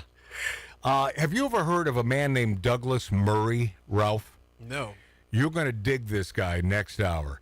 This dude is a scholar, a beautiful author, and a homeowner, or does he rent? He is an devout. He is a devout. Why is that funny now? Matt says it all the time. Devout. All city. Homosexual, and this guy, I would love to meet him so I can give him just a big, I was going to say big ass hug, but no, just a big hug, because I love this guy. His name is Douglas Murray, and we will hear from him in a few minutes. Oh, also, we have cheese and meat providers from the beautiful state of Wisconsin that we will be thanking in a few minutes. By the way, I was hungry yesterday, and it came at just the right time. Betty and Frenchie, that's not their name. Why, you know, and it's my brother Mart that I say that. And it's because you're an a-hole, and you put that into my head. Well, because that's been a little. I've never met the folks, obviously. They're Wisconsin, but it was one of. long story short, our father had a lot of followers in the Northwest. Yes. And this was a couple, Betty. Our father, greatest musician of all time. So and still performing at the ripe old age of 62. Yeah. He's not too old, right? Had me when they were 2 years old. Yeah. So the regulars and this couple named Betty and Frenchie, they would always walk in the room because I played drums with my dad. They would for a come year. in to see our father at a nightclub. And she'd be every shaking night. her tambourine as they walk in. They're doing rhythmic, and they get up on stage, and I liked it because I'm playing drums. So it gave me a little break. It's like, oh, cool, I'm out there with Betty and Frenchie. But they were dear people, and so they sort of remind me of Tony and Beth Champagne in beautiful Wausau, Wisconsin. But we'll get to that in a second. But came right at the right time. And the other delivery today. Oh, man. Oh, Mother of God! I gotta tell you, Tony Sweet and Beth. Mother of God. Tony and Beth in this competition, you have your work cut out for you. Oh man, this box of stuff. Was and Tony and Beth, I don't expect you to keep competing because I think it's ridiculous. But if you want to, no. They're cheeses that stuff that they sent. Off the hook, of course. Well, we have barbecue sauce coming from a different part of the great United States of America next week. Because this dude who's become a new listener and watcher on Magic Matt's Outlaw Radio on YouTube, he said, well, you need some of the best barbecue on the planet to slather your meat with. And didn't Steve Abbott send us some barbecue? Oh, and I thought that was the best. Off the hook. I thought that was the best. Somebody's going to trump that. Anyway, so. Got to give it to Steve. The What'll It Be guy, right? So that's who sent the last one? That was today, but I'll get to that in a second. I haven't even read his letter to me. Susan Sarandon joins anti-Israeli protesters outside Columbia University. A woman like Susan, who is a great actress, and has those big balanga dongas. I just go back to Bull Durham, man. She's so hot. Oh yeah, everything she ever did. My God, they are. Yes, we're 16-year-old boys. But what is a mature man? A 16-year-old boy. Yeah. And if someone tries to explain it any other way to you, you lovely female, and you think, well, my guy isn't, that's BS. He's still looking at the Malones Grande. If he's a heterosexual male, that's where our eyes go. My ex used to say, are you ever going to grow up? And I said, why? Well, it's not about why. I would like to. And I would like to. By the way, Susan knows she doesn't wear a turtleneck every day. Yeah, correctamundo. Yeah, and very rarely a bra. She still displays that the giant cornucopia of fruit. Oh, wow. That's a weird way to put it, but I kind of like it. She's a dish. Rocky Horror Picture Show was one of her first things she ever did. In video footage posted to X, Sarandon was seen wearing a leather jacket with characters from The Simpsons and leading a group of protesters in a chant as they repeated after her. Sarandon received backlash after making a comment, and that was in 23 at a pro-Palestinian rally that Jewish people were getting a taste of what it feels like to be a Muslim in this country in response to a rise in anti-Semitism as a result of her comment. And this was only a few months ago. Sarandon was dropped by her agency, United Talent Agency, UTA, which is a biggie here in town. Huge. Sarandon could be heard saying Friday to a crowd of protesters as they repeated, that it is very important to have their voices heard, and that it is their right in a democracy, especially in a place of education. Okay, Susie, Democratic, but we're not we're a Republic. I don't know. They don't want to know. Right. They just don't want to know. No, we're a republic, Susan, with the Malone, the giant manmamas. The balloon. Listen, Susanna, calm down. Especially in a place of education, supposedly higher thoughts, to be attacked with racism and intolerance. Oh, that word again. Oh, God. So you're only we're tolerant if we agree with you, is what it is. There are many, many people who stand with you. You must know that you inspire so many people. You you Jew haters, is what she's saying. People who are afraid, people who are old and afraid, and are looking to you and your voices and your organization and your tenacity and your kindness to make a difference in this situation. You give me hope, to me and so many people, and in the end, the truth will win. What is the truth? The truth is that this never had to happen. And I do believe this would not have happened under Trump's watch. This never would have happened. But a friggin' idiot stick like Susan Sarandon has to protest and has to stand with the Jew-hating sons of bitches who have as much gray matter as my brother Mart. Wow. Right? That's a lot. Mart? Right? I'm not going to comment We'll be on this that. after bad. Take a look around the room. Love comes wearing disguises. How to go about shoes. Break it down by shapes and sizes. I'm a man who's got very specific taste. Just my type. Oh, you got holes in my brain. Just my type. Oh, I think it's time to just my type.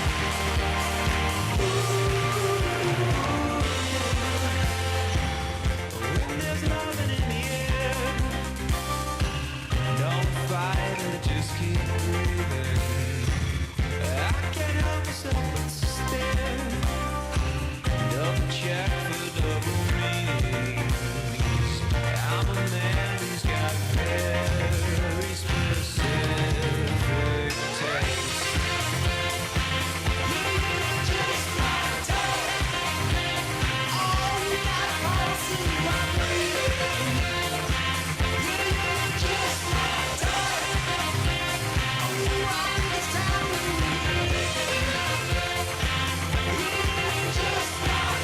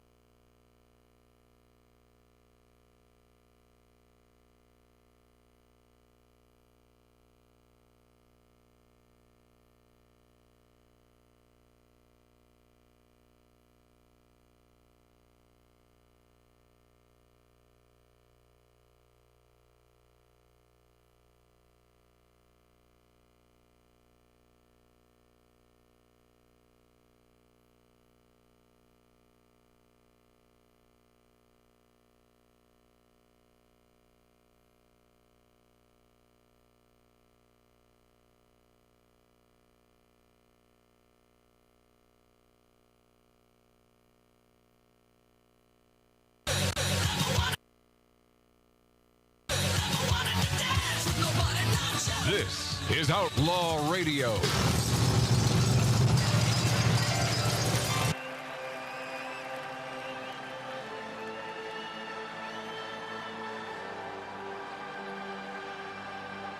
Yeah, it sure helps if you turn the microphone on. That way, these lovely folks can hear yours truly, Magic Matt on Outlaw Radio. I had Tattoo Dave in the background shouting, "You're on, you're on," and I'm talking, but I'm not on.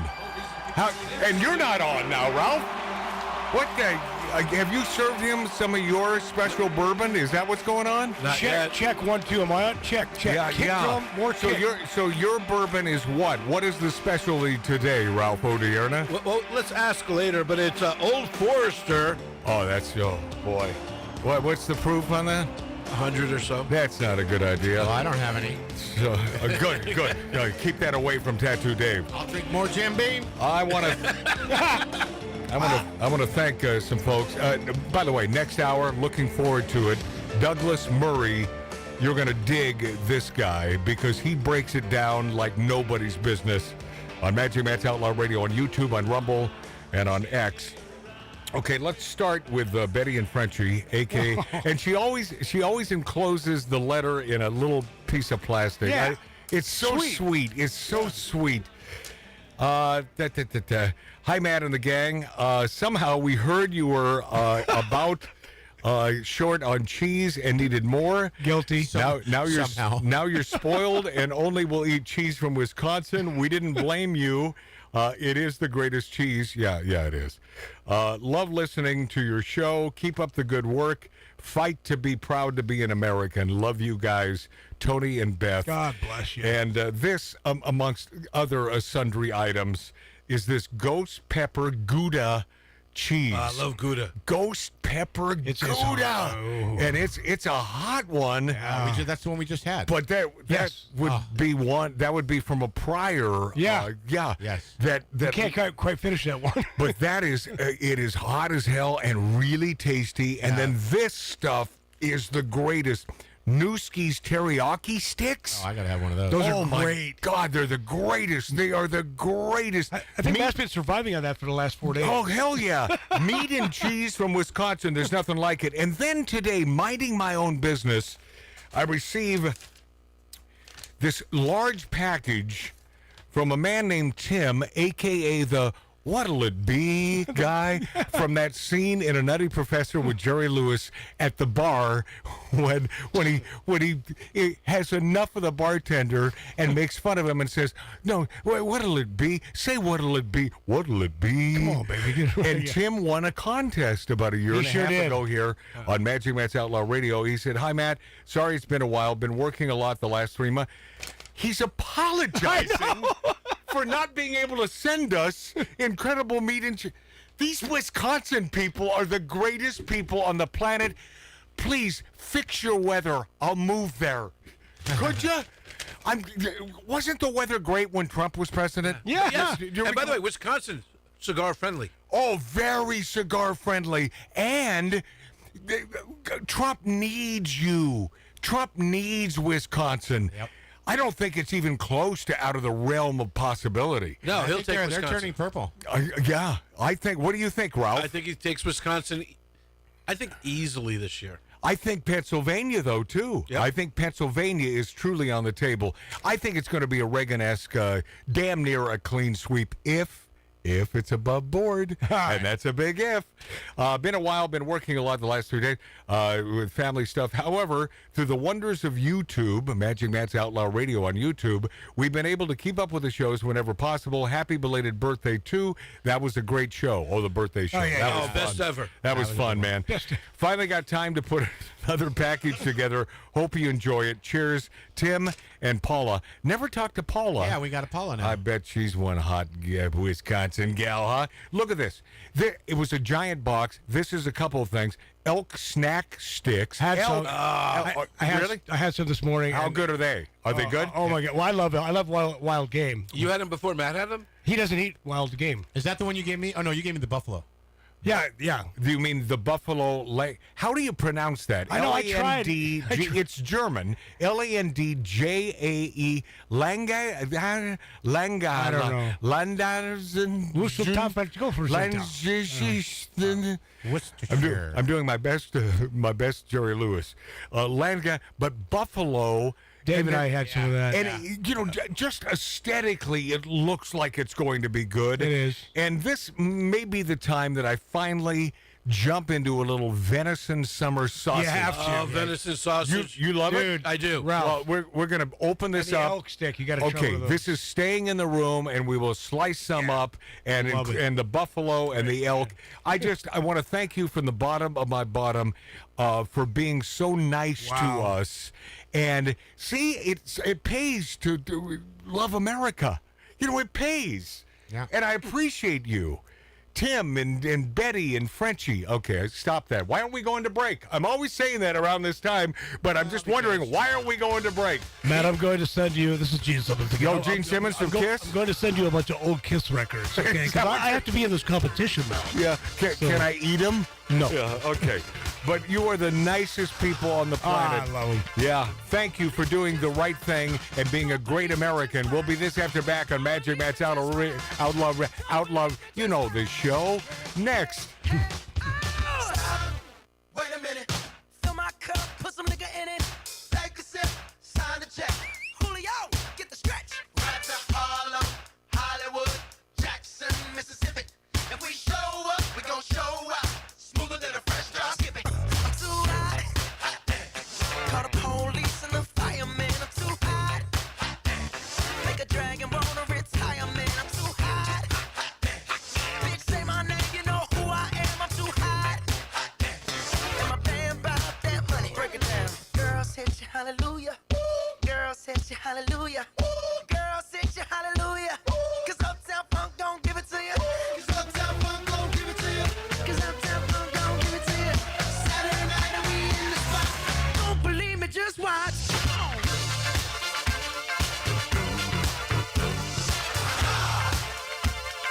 Don't believe me, just watch.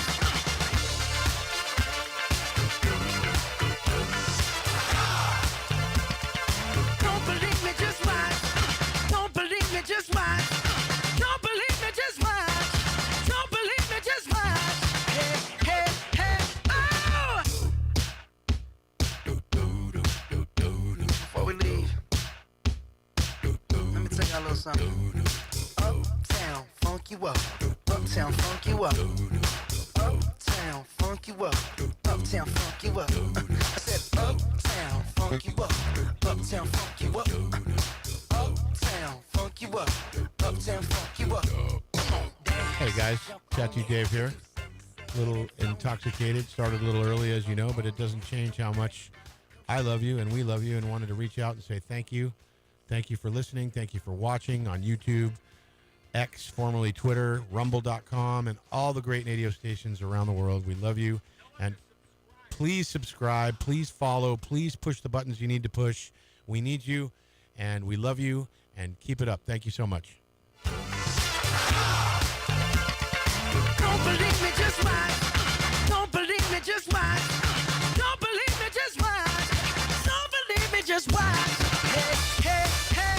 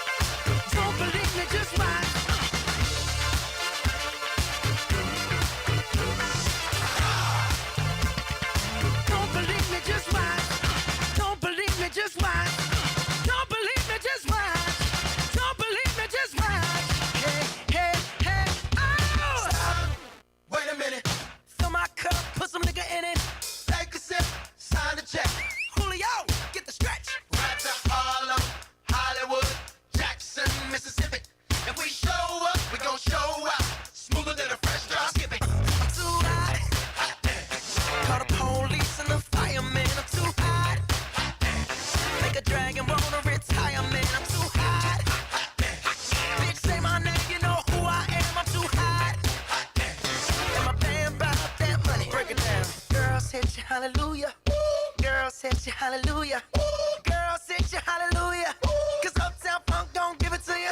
Cause Uptown Funk don't give it to you. Cause Uptown Funk don't give it to you. Saturday night and we in the spot. Don't believe me, just watch. Doohickey, you know, the doohickey that rolls. Hi, this is Meatloaf. Okay, kids, you know what time it is? You know what time it is? It's Outlaw Radio time! The most imitated radio station in the nation. I'm through with standing in line for some fun to begin, but I found a good thing leaving me with a grin. It's time for Outlaw Radio to begin. Yeah, the great Billy Gibbons here. Yeah. Very cool. He just passed out. Oh, yeah. Hey, that didn't sound too bad. At the Light 'em Up Lounge. Oh, man. We're here with Matt. Oh, yeah. At the Light 'em Up Lounge. Oh, little Outlaw Radio. We're here with Matt. And he's not fat. We got all these guys and girls in the house. Let me tell you, that's where it's at. And that's, ladies and gentlemen, Matt Allen. Pass me a gallon.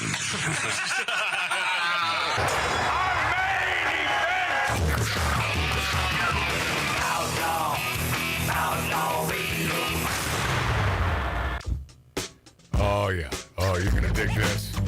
My other favorite song now. I think it's fairly new. Black Keys on Magic Matt's Outlaw Radio. Oh yeah, little loud there. Oh yeah. Here we go. Come on, babe. So what you gonna do? Feel that groove? Tell your mama. Gonna fight it on through. Hit me now. Walk on splinters. Slipping on nails. Oh yeah. Come on, let your head down. Running over the rails. But it just gets better. Listen. Get up, babe. Bring it down. Let me see you. Baby, cry. Get up, babe. Oh yeah. Bring it down. Come on now. Let me see you. Baby, cry. And then Let me see. Oh, baby, cry. Let me see you shake your body to the ground. do these guys know how to friggin' make a hit? Funky's a kid. Black Keys, they do everything, every genre. Come on. Listen to that funkiness right there. Save yourself. Oh yeah. To walk into the room. By the way, little help from Beck, and then Juicy J comes in, and you might be thinking, Matt, you know, we're conservatives, we don't like rap. I'm telling you, I'm digging this Juicy J coming in. You think the song's over? But it's not. And I was turned on to this ditty last Wednesday night at poker. Just happened to come on the radio, and I said, "What the hell is that thing?" Oh, that's right. Okay, I was wondering. I'm like, did we hear Juicy J the other night? That's what this is. Yeah. But I thought it was a different song when the Juicy J started. I thought it was a different song. It's the same song. Listen to this breakdown. By the way, Douglas Murray in just a second here on Magic Matt's Outlaw Radio. Hit me now. Now dig this. Listen to that bass. Listen. Oh, funky bass line. Oh, and then. Yes, sir. With this paper, I go dumb. Froze both arms. Mike got frostbite, cause my neck feel numb. Wanna around my neck, she say I got a lot of charm. Type of money, make a bougie bra, one up in my palm. I love this. And it's warm, like grits in the morning. Got two things in common, that's my bitch and my phone. Everything exotic, we got chronic, so the vibes right. Got that type of ass that can really give the blind sight. And then continues, right? Oh! Trying to figure out what the bass. How good is this? It's like keyboard-based distortion with some bass. Oh, yeah. Distortion on it. Regular. Yeah. Yeah. It's great. I love this sound. Real very tough. Very tough. Let me see, let me see. And there's more, but he says the N-word in this, and only he can say it, but I'm not about to play it. But he says the N-word, Juicy J. But that's Beck and the Black Keys, and do you like that? Juicy Yeah. J. Juicy J. Yeah, yeah. I'm like, that's so familiar. Why? And I never heard of him before. And I'm like, I just heard of him the other day. I love this stuff. I'm the one that looked it up. I do. I love this stuff because it's Rick Dees and Magic Matt. You do know a hit. I do. I do know hits. You are a trendsetter. Yeah, I bet they got to be playing this on radio stations. I mean, they got to be. I want to change my name to Juicy J. I like that name. I think that's a good name to I think have. it's already taken, though. Well, I can do that. I wish I could hear you, Ralph. That would be fun. Yeah, but you know what? You did yourself in because you gave him another touch of that 120 proof bourbon. Yeah. And see, you do this to yourself, Ralph. Minding your own business, trying to be a nice guy, giving our producer way too much whiskey. He brought me a vacuum. What? Yeah, he gave me a gift. I gave him a table vacuum for the poker table. Now, what did they help? See, this is where he has had enough. But you mean the non sequiturs? I'm sorry, Marty. It's not about that you. I have to explain to the audience. No, it's not about Marty. So no, that's not what I understand. No, we're talking about Ralph and his graciousness. we So go. I in this one instance, I hate to say it, but my brother's right. It's just like okay, he brought me a vacuum. I'm just going to turn my own mic off. Forget it. Okay, where were we? Oh, so it was poker night, and I heard that song, and I loved it. And I wanted to tell Tattoo Dave that the dude, this new poker player, a friend of Tattoo Dave's for many, many years, has been coming over here a couple times. I really like that guy. Yeah, he's a good dude. Even though he screwed me out of that hand because he raises when he has no business raising that effing hand. No business whatsoever. And I knew I had Dave with the best full house, and then I spotted a, what was it? Straight flush. I spotted a straight flush there in the 5 cards, and I said, well, that could be the only reason he's raising. Guess what, Ralph? I gave the dude too much credit for knowing poker. So, I guess what I'm saying is now I know. So his 3-pair didn't win? I won. He bet the low. He was betting the low. He was betting a low in 5-card Omaha, high-low. Which I had the low also. Yeah, and I had the shiznit when it came to the full house, but I believe that folks who I'm playing poker with know how to play. And so that's my, as the kids say, that's my bad. But guess what? So I love him and bring him back. I understand now. Was it the nut low? But he's... Yes. But Matt, you have to on one hand think maybe he just outplayed me. Incorrect. But that's fun. Yeah, I would think that if the cards were different, right? Yeah. But So you guys ended up splitting, correct? No, Matt got nothing, and I got I threw my hand away. Oh, no. I was already invested about $40. I should have thrown the extra 30. And because he shouldn't have raised. Nobody that knows you don't know nothing about poker, as my buddy Mr. Goodard, Goodall in Kentucky would say. If and I count on these folks. What did I just say? Knowing how to play poker, and if they do, they're going to raise there with a straight flush, and that's a good raise to keep me in. That's what you thought. The only thing this guy could possibly. Yes, the only thing that could possibly beat me because I had the. And he's betting his low, which anyway, you live, you learn. Okay. Sometimes. By the way, I got to say that's something Ralph would do. Yeah. Well, but he does. But he's not a poker player. He comes here, has fun with us. He knows how to play poker, but he doesn't play twice a week like we do. It's a different animal, and that's why I appreciate your buddy. And I think he's an affable, nice guy. He's a really good guy. And I can't wait for him to come back. Sports Illustrated model Kristen Gaffney. Have you seen her? Holy cow. Another gorgeous Southern California gal fleeing California for Nashville. She's married to an ex-football player. Yep. She simply doesn't feel safe anymore. Kristen Luell Gaffney said she no longer feels safe in California, leaving for Nashville. I believe the final straw. But she also had a part 2 to not feeling safe. Yeah, She said, I'm done with them taking my money. That's where I'm going. Okay. The final straw, I believe, is she's leaving California after L.A. mayor. And by the way, you voted for Bass? Are you in this? Are you? I couldn't. I'm in Beverly Hills. Yeah. Did you hear what she said the other day? Well, open your homes to the homeless. Right. And Come please- on. And she also said, please, rich people of Los Angeles, Yes. donate money. Yeah. To what? So To get the homeless Kristen off. Gaffney, the Sports Illustrated model, finally said, that was it, man. That was it. After Mayor Karen Bass asked the wealthy to pay for housing for the homeless, she said, I got to go. I simply got to go. This is tell ya. This is too much. Dave just showed me. Looked her up. Dave just showed me a picture. This is Pam Anderson redo. Unbelievable. You mean when Pam was hot? Yeah, when she was Ralph, not on. really hot. Yeah. No, I know who she is. She's gorgeous. Yeah. Hey, drop dead gorgeous. Okay. Dave just showed me a picture. Okay, I want you to dig this. It's a messy soup. Douglas Murray destroys trans ideology and leaves the lesbian on this show speechless. And she was sort of smiling and laughing. And this gal seems to be a good gal. I mean, the lesbian gal. But she didn't say a word because Douglas Murray said everything he had to say. This dude is a British author, a conservative political commentator.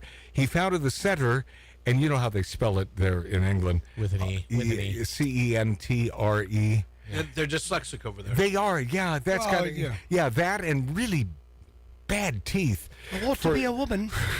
Which became part of the Henry Jackson Society. He was associate director from whatever. Currently an associate editor of the conservative British political and cultural magazine The Spectator. Murray is a gay man, while stating that homosexuality is an unstable component on which to base an individual identity and a hideously unstable way to try and base any form of group identity. And he says this in his book, Madness of Crowds. Murray says that it's a lie that a man can become a woman. Yep. Media Matters for America reported that in September, 4 years ago, during an appearance on Joe Rogan's podcast, Murray paraphrased Camilla Paglia and said that at the end of every empire, they get interested in sexual fluidity, hermaphrodism, and so on. He has stated that he thinks there is no such thing as non-binary gender. 5 years ago, Murray said in an interview that women are held to a different standard than men when it comes to sexual behavior, citing instances involving Drew Barrymore, I love that, Jane Fonda, and Mayim Bialik, behaving sexually towards men without backlash from the media. This man did not receive backlash. Why? Because he's gay. This guy says what we have been saying on this show for several years now. We got no problem with gays and lesbians. Why would I care what sexual proclivity you happen to choose, or if it's just inherent in the way you were born? Now, I know there are many out there saying, well, that's BS too, Matt. You obviously don't believe in God. Yes, I do. Yes, I do. But I do believe that some men are sort of born with that proclivity. I do too. Yeah. This, my friends, and get ready to stop and start. Oh, God, we're in big trouble here. I'm sorry. What are you doing to me? Yeah, well, it's the bourbon, and I'm telling you. I got to have some more bourbon. No, you don't. Listen to Murray Douglas. The weird alphabet people, clown car people, believe that they should be allowed to control lesbians and gays and women in particular. They believe that if we don't have precisely the lockstep views they have, we are traitors. And the people that they believe they should have the right to control the most are women. They are so disgusting, these people. Pause. He is so spot on because they do go after the women. Yep. And because the women by and large, will succumb to these sort of requests that, well, you're either in or you're out. What happened to feminism, for God's sakes? Being proud to be a female. Douglas Murray, go. Douglas, can I bring you in on this topic? What are your views on the grouping? Pause. I don't know who this other guy is, but he's the one asking Douglas Murray this question. Go. Lesbians, gays, bisexual, and now trans to form the LGBT. Well, I basically take the same view as Julia, which is that lesbians and gay men didn't have very much in common from the outset. Pause. What have I said since day one? Lesbians and gays, diametrically opposed concepts. So to lump them in, this whole LGBTQ and then every other letter from the alphabet is pure ridiculousness. Continue. Totally different demands, totally different interests, and much more. My view, I've said this quite often in recent years, is that the whole... Pause. Because as I see it, gay men don't have a problem with it in the bathroom at their favorite nightclub. No. Right? But females are still females, tender. They want love as opposed to sex. They will give love for sex. Men will give money for sex. Kind of like Oliver Reed said. That's not where I was going with this, but Oh my God! I just high-fived Ralph on that. men will give love for sex. I did say that females will give sex for love, right? Did I get that? Yes. Okay, continue. What calls the alphabet people car has become a clown car because none of it fits together. The first two letters don't fit together very well. The lesbians and the gays don't have very much in common. Right. Everyone's suspicious of bisexuals. A lot of people just don't believe they exist particularly, or at least think that it's, buy now, gay later. Pause. Don't you love that? That's great. This Douglas Murray is so That's a good. bumper sticker. Well, especially when it comes to males. No, I do not believe in bisexuality. And he puts a fine point on that by saying, buy now, gay because if you're a man and you like having sex with a man, you're gay. Period. Females, different animal. And I get it, loving the female form as I do. I understand, you lovely females, how you can be attracted to another female. Yes. And you also share dressing rooms together and comb each other's hair. Yeah, I say your butt looks nice in those jeans. We don't do that. See, I've never heard that from a female to another female. Oh, I have. Okay, Mart hangs out with really odd people. Continue with Douglas Murray. Used to say. Then the trans people come along. They have nothing in common with any of the other people in the group, right? Because that's about the mysterious gender unicorn nonsense, where you can suddenly be whatever sex you want to be, depending on how you feel that morning when you get out of bed, which has nothing to do with being gay or being lesbian, which is certainly not a choice, because who wants a choice of, certainly for most of history, making their life a bit harder. Yes. So the tea people come along and help turn it into a total clown car, and then you get the disaster of it, of the thing extending and extending until you get the asexuals thrown in. As I always like to say, there's no bigger difference in nature than that between asexuals and gay men. Pause. I think that's the greatest line. What he's saying is sort of what I said a few minutes ago. In a bathroom at their favorite night spot, right? Men like to have a lot of sex, right? So gays, heterosexuals, doesn't matter. We like a lot of sex. So what he says about asexuals, it's like, how do they fit into this? Right. Why is this part of this? Continue. You get into this two-spirit people.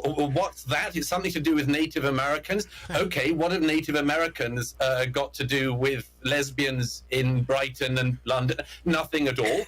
In other words, this has just become a great big messy soup of people, mainly in recent years, of people saying, I want a bit of that. Pause. That's what we've been saying on this show. They want a bit of that. I want to be a woman. They want the attention. They want the Marty. spotlight. That's what this is all about. This Douglas Murray is spot on. Continue. Objected actually to it most of my life, to the whole pride thing. mainly on taste grounds, it has to Pause. be said. What he's saying, what he's saying is this whole pride thing, mostly on taste grounds. He's not on board. He's not on board, mostly because of bad taste. Continue. I don't mind. I very much enjoy having a party. I don't begrudge anyone having a party. Right. I do begrudge people mistaking their sexuality for some massively important signifier, which demands that other people then not just respect them, but pay them some special dues. Pause. Yep. Oh, That's it. Douglas. Pride. Douglas Just hit it Murray, right there, man. Yeah. Would you marry me, Douglas Murray? If I were a gay man, I would go after this guy because this guy is spot on. He's sick and friggin' tired, as I have mentioned on this show so many times. The gays in my life can't stand this crap, being lumped in to this whole LGBTQ thing and these parades with these a-holes saying, pay attention to me and respect me. Why the hell should we respect you, you friggin' nutbags? Go. Actually, in actual fact, you could see this. So I've stumbled across Pride a couple of times in my time. I've never gone, but I've stumbled across it a few times. And one of the things is on a simple matter of aesthetics and taste that I deeply dislike is seeing a bunch of disco gays on top of a bus waving to the public as if they're celebrities. Sorry, love, you're not a celebrity, you're just gay. That's all. And you shouldn't treat the general public as your audience, waiting for them to celebrate the magnificent, wonderful you. Yes. So I think there's just this nasty narcissism at the heart of this. That's it. That says it all. You shouldn't treat the general public as your audience. No, of course. Insane. But when he says narcissism, that is spot on. Yes. It's... I've got no time for it. And just one other quick point. I actually very much, Julie and I, I'm sure, would disagree on lots of things. She's so that's the chick within this this show that's not saying anything, and he's referring to who I think is a pretty stand-up gal. Go. Of the political left, and I'm not. I'm sure we disagree on lots of things, but one thing we absolutely, I think, find ourselves in agreement with is that there's a new misogyny wrapped up in this movement now. And if anyone wants to see that, they can see the fact, and I can't stress this enough, I try to stress it wherever I go these days, great. that I say things about trans issues which Julie says, which J.K. Rowling and others say, and I get absolutely no blowback. I mean, partly I don't care anyway. But the point is that I get no blowback. I don't get mad, purple-haired maniacs gluing themselves to the floor when I speak in public. Julie Bindel gets the threats, sees people hounding her. J.K. Rowling gets them. Kathleen Stock gets them. If anyone wants an absolute proof of this, there's a disgusting website that is the residue of a defunct gay paper called Pink News, run by a pseudo-journalist called Ben something or other. They have run thousands and thousands of articles in recent years attacking J.K. Rowling, basically as the devil incarnate. She holds precisely the same views on trans that I do. She holds precisely the same views on trans as her fellow Scottish writer Irvine Welsh does. How many times has Pink News attacked Irvine Welsh? Zero. They believe, and this is a very important point if I can say so, the weird alphabet people, clown car people, believe that they should be allowed to control lesbians and gays and women in particular. Spot on. They believe that if we don't have precisely the lockstep views they have, we are traitors. And the people that they believe they should have the right to control the most are women. They are so disgusting, these people. My buddy in Bakersfield, he's nodding and he's saying yes, yes, yes. He's a good dude. Gar. Yeah, Gar Lester in Bakersfield, a gay guy in Bakersfield, one of the most conservative towns in America, but Gar fits in because he is a conservative, happens to be gay. We've never had a problem with gay or lesbian on this show. I think Douglas also leaned to the fact that he said he politically doesn't lean left, right? That was one of his I began this by telling you that Douglas Murray is a 100% I hate to say bona fide, but I will. Okay. Bona fide, dyed-in-the-wool conservative. A smart thinking man. The producer should listen to the show. I'm too busy pushing buttons back here. And drinking bourbon. When we come back, British Parliament, no smoking. I lie awake. I've gone to ground. I'm watching porn in my hotel dressing gown. And now I dream of you, but I still believe there's only enough for one in a slowly hotel suite. The journey's long.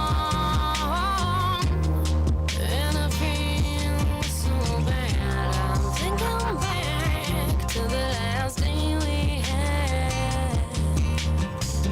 Oh, fades into the night. Soon I know I'll be back with you. I'm nearly with you. I'm nearly with you. When I'm weak, I draw strength from you. And when you're lost, I know how to change your mood. And when I'm down, you breathe life over me. Even though it must part, we have each other's destiny.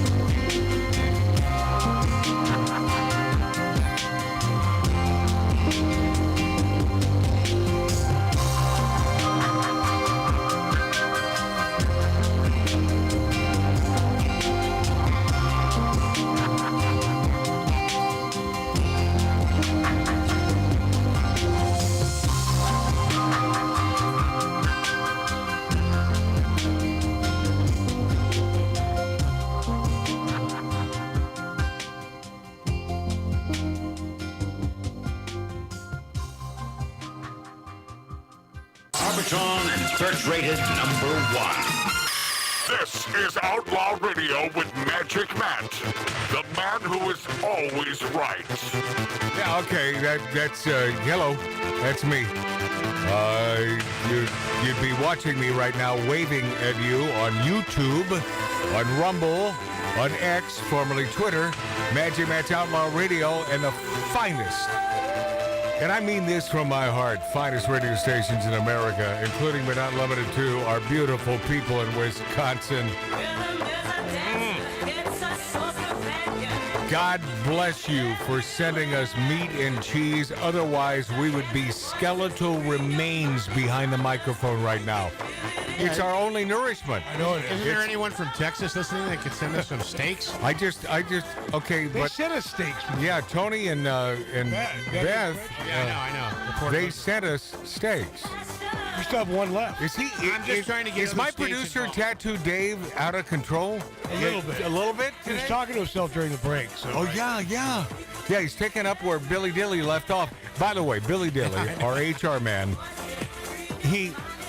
I need my adapter for my iPhone. Right. And my iPhone, which I never use except for one thing, another radio thing that I do, and I need that in order to send stuff to New York. Without that, I'm screwed. So last Sunday, I couldn't find it. So I said, Billy, and luckily I was up in time where Billy Dilly, our HR man and great Marine, hadn't left for the day. And I said, Billy, did you? He said, well, this is mine, but And so I'm thinking that he took mine, not thinking that, and then I put it together. Because Billy, by the way, he will never lie. He will never lie. He will be... Not on purpose. He may be... Okay, let me try this again. He's out there he will never responding. lie. Not on purpose does not even make sense. In order to lie, you have to know that what you're telling is not the truth. And that's what I'm saying about Billy Dilly. One of the most truthful and a guy that I love dearly. So earlier in the show, obviously behind the scenes, I'm sort of accusing him, something I never do, of taking my adapter to the sort of my lifeline for this other radio show that I do. And he said, well, no, I know that was not my... And I know he's right. I blame it on Edgar Award-winning author Burl Barer. Oh. He stole... You know that, right? And he lies. Yeah, and he lies. And he does lie. You know why? Because he's a lefty. So I just want you to know that I love Billy Dilly dearly, and my apologies. And I don't apologize, but I love him dearly. He's right, and I never should have called him. Yeah, I really didn't call him out, but it was on the verge. Well, he's still wrong for the rat trap. Okay? Okay, so Mart... Okay, wow. No, dig this. He is. So, And you know what? He doesn't lie, but he forgets stuff. Okay, yes, right. Fair enough. That's true. That is fair enough. Yesterday, my brother Mart said, "Did you notice that there was a rat trap set on the table out there where we have booze bottles? Where all you guys are reaching for cups, napkins, cups, and so on." I said, "No." He said there was a rat trap that was set. Triggered. And I said, "Well." So I set it off. Who would have done that? And he's Well, that's because he had it on the ground. HR. Marty told him you can't have it on the ground with the dog here. Yeah, so you were wait, hold on, Dave. So you were witness to this? No, well, I'm after the fact witness. He knows. So there's no one else that would have set that trap. Here comes HR on the table. No. There's no. He left it live. Oh, no, here he comes. Here he comes. Activated, so I triggered it. I set it off. I go, so bam! I set it off. I said, "Get rid of this." You guys could have been reaching for. So here I am propping up my man Billy Dilly, and Mart instantly goes to the rat trap. Which, by the way, Billy, don't set a rat trap on the table where any one of us could injure our fingers for life. And then, how am I going to play the keys again? Right. Yeah. Billy. Right? Yeah. I'll keep that in mind the next time. he said, by the way, off mic, Billy said, I'll keep that in mind next time. It's like, that was the stupidest thing I have ever heard of. Just ridiculous. Setting a rat trap on a table while we reach in for napkins Well, and stuff. there's no rats right there anyway. They're Oh, that is a bad day, man. And by the way, where he put it, the squirrels come sometimes, and they get bread and stuff. Well, they are rats. They're glorified rats. Yeah, but I would feel bad. I would feel bad if a squirrel was caught in a rat trap. I would. You know what? I would too. And what about our doggy? If our doggy, let's say our doggy jumps up there, this time our doggy needs napkins. You don't know what a doggy needs. But then the dog will know not to jump on the table. You know what, Ralph? Good point. It's a bad day. So, Billy, I hope I made it clear that you know my love for you. You know. So, Matt, Andrew Sullivan, gay conservative. Explain. He's a guy not unlike Douglas Murray. They are very much in tune. But this man is not British. Correct. Right. I don't actually know if he's not British. Is he? I mean, maybe. But he said he was a... By the way, Andrew Sullivan sounds British. I think he is. See, I should know this. I think he is. I think he is. Yeah. He was speaking at Harvard commencement, and he saw a man with a shirt that said, "I am proud my son is gay." Which, by the way, I have had such a problem with this at the gay pride. I was going to say I think the biggest gay pride parade is right here in town in West Hollywood, spitting distance from where we do this show in the San Fernando Valley every year. And I've sort of gotten into it with Lori Downey Jr. over this. And she says, "Why do you care?" I said, "I care because they go out of their way for acceptance from us. We accept them. Stop sticking it down our effing throats." So Andrew said, "What are you proud of?" He says, "My son is the valedictorian." So he says, "So you're not proud that your son got into Harvard. Right. You're not proud that your son is the valedictorian, but you're proud of how many hand jobs he gave in the dorm." Oh no! but it's true. Yes. And to my point, so many times, you're proud of your sexual proclivity. That's all this is. It's a crock of S. It's a crock of S. Give up for yourself. Yeah. Yeah. And by the way, I wasn't going to bring this up, so I will. For 2 weeks now, I have been pissed at a certain someone. I'm not going to say who it is, and no one on this show will. Well, no, I haven't talked to anyone about this because I don't talk outside this show. Mart, is that true? Very true. We don't even see each other during the week. Yeah. Unless you have a microphone in your hand, you don't talk. It's the only way I can converse is a microphone in front of me. Oh, man. And for the sometimes I'll come out, Matt will be in the kitchen, he goes, "Hold on a second, grab some mics." He goes, "Okay, now we can have a conversation." What do you got to say? Yeah. All right. Yeah. I got that from my father, who, when we were kids, my dad at the dinner table would, for some damn reason, my father at the dinner table would, when we say whatever kids say, he would pick up an inanimate object. Yep, It could be a salt shaker. Whatever. It could be a pork chop. A fork. Yeah, it could Whatever. be. But he'd put it close to our mouth and say, "What was that?" What'd you say? As though that's a Like it's a microphone. microphone. Yeah. So maybe it's my dad. Maybe that's why I cannot have a feasible adult conversation without it being on the radio. Beth and Tony and Beth will tell you the same damn thing. It's like we tried to have a conversation that night when they sent those beautiful steaks over, but it's like, I'm less than. So don't meet me in person. You won't like me. No. You just won't like me. We did me and our younger brother and our sister, and we sat at the table and we started doing Dad's thing. Dad, of course, chimed in because he's the inventor of it. He is. We sat around picking up inanimate objects. and then he'd go like this. And Sing into this like a microphone. Pardon me? Yeah. And he put it in our face, and then we could speak. Yes. But my dad is a musician. Well, yeah. So he's used to a mic, he's too. used to talking in front of microphones. I forgot. Officer Tatum, yes, was supposed to be on the show today. Officer Tatum is out of the country or at least out of the state of Arizona. But he's doing other things right now. He will be on the show, and I love Brandon Tatum. Man, I love this guy. Yes, sir. He'll be on a week from today on this show. He loves bourbon, he loves cigars, and I love him. And he will be on Magic Matt's Outlaw Radio. Wait, Matt, what'd you say? Speaking of the Jim Beam bottle. Yeah, I need to. Here, let me speak into the cup. Here, let me speak. Yeah.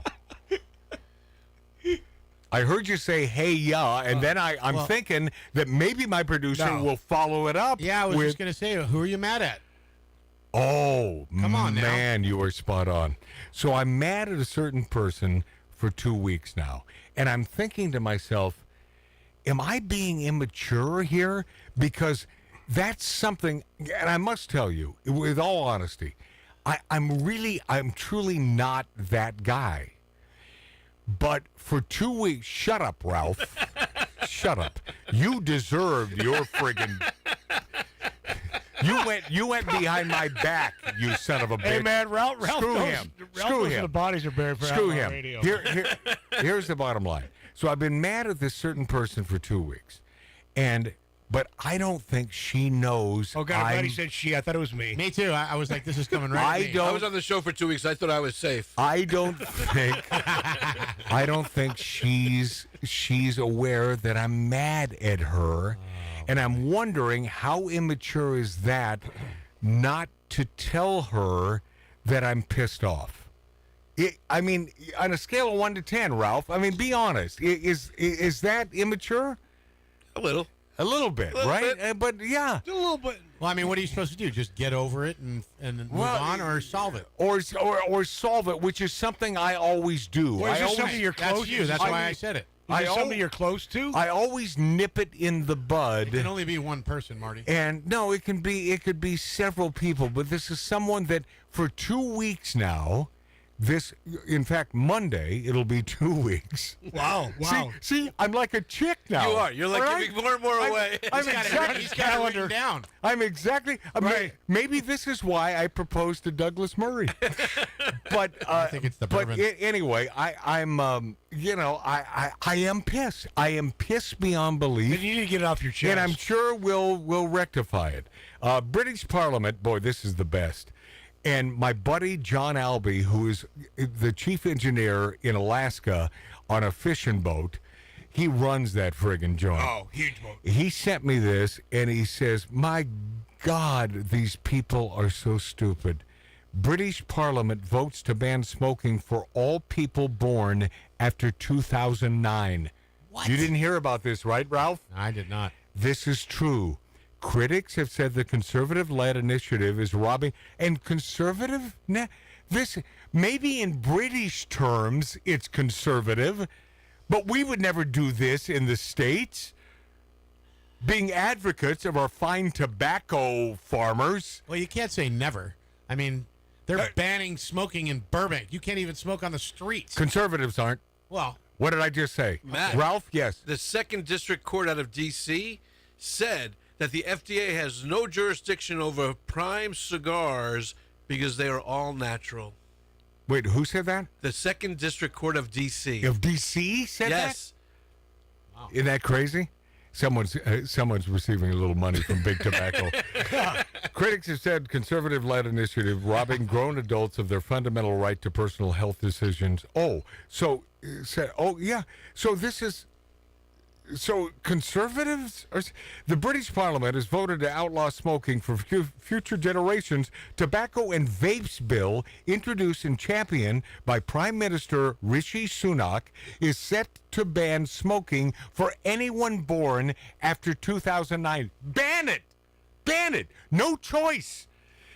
Government officials have boasted that the bill will produce the UK's first ever smoke-free generation. Stupid a-holes. No, you're not.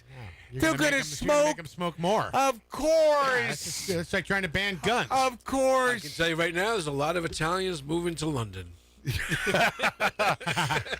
There are still several steps to officially passing the bill into law, including the debate. The Conservative Party has been seen internal tensions over the smoking ban, which many Tory leaders have claimed is a misstep.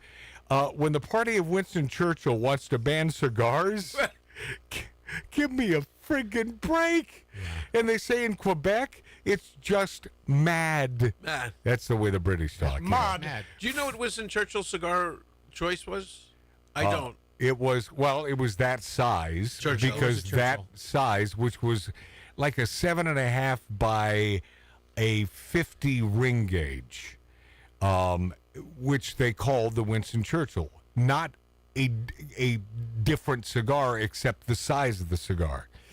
But this is more hypocrisy, but coming from England this time, that if you are unlucky enough, and I'm not saying smoking's good for you, smoking's bad for you, but it's about personal effing choice. And so because you were born after 2009, now you're not allowed to smoke? I mean, will they put the cuffs on you, for God's sakes? Yeah. But it's, as my buddy said, this is going way too far. And I think he also threw in a G's. Stormy the porn chick case.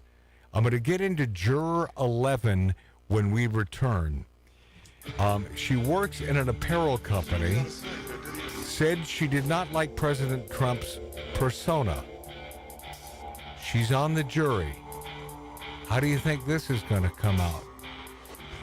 P.S. How do you think this is going to come out regardless? Right. A jury in New York. The man is being lambasted, and they're not going to be happy. The left will not be happy until Trump is killed in prison. You heard me. Sounds harsh, right? Sounds harsh? A little bit. It's the truth. That's the truth. They have to win in any way possible because there is hell to pay when they lose. We'll be this after back.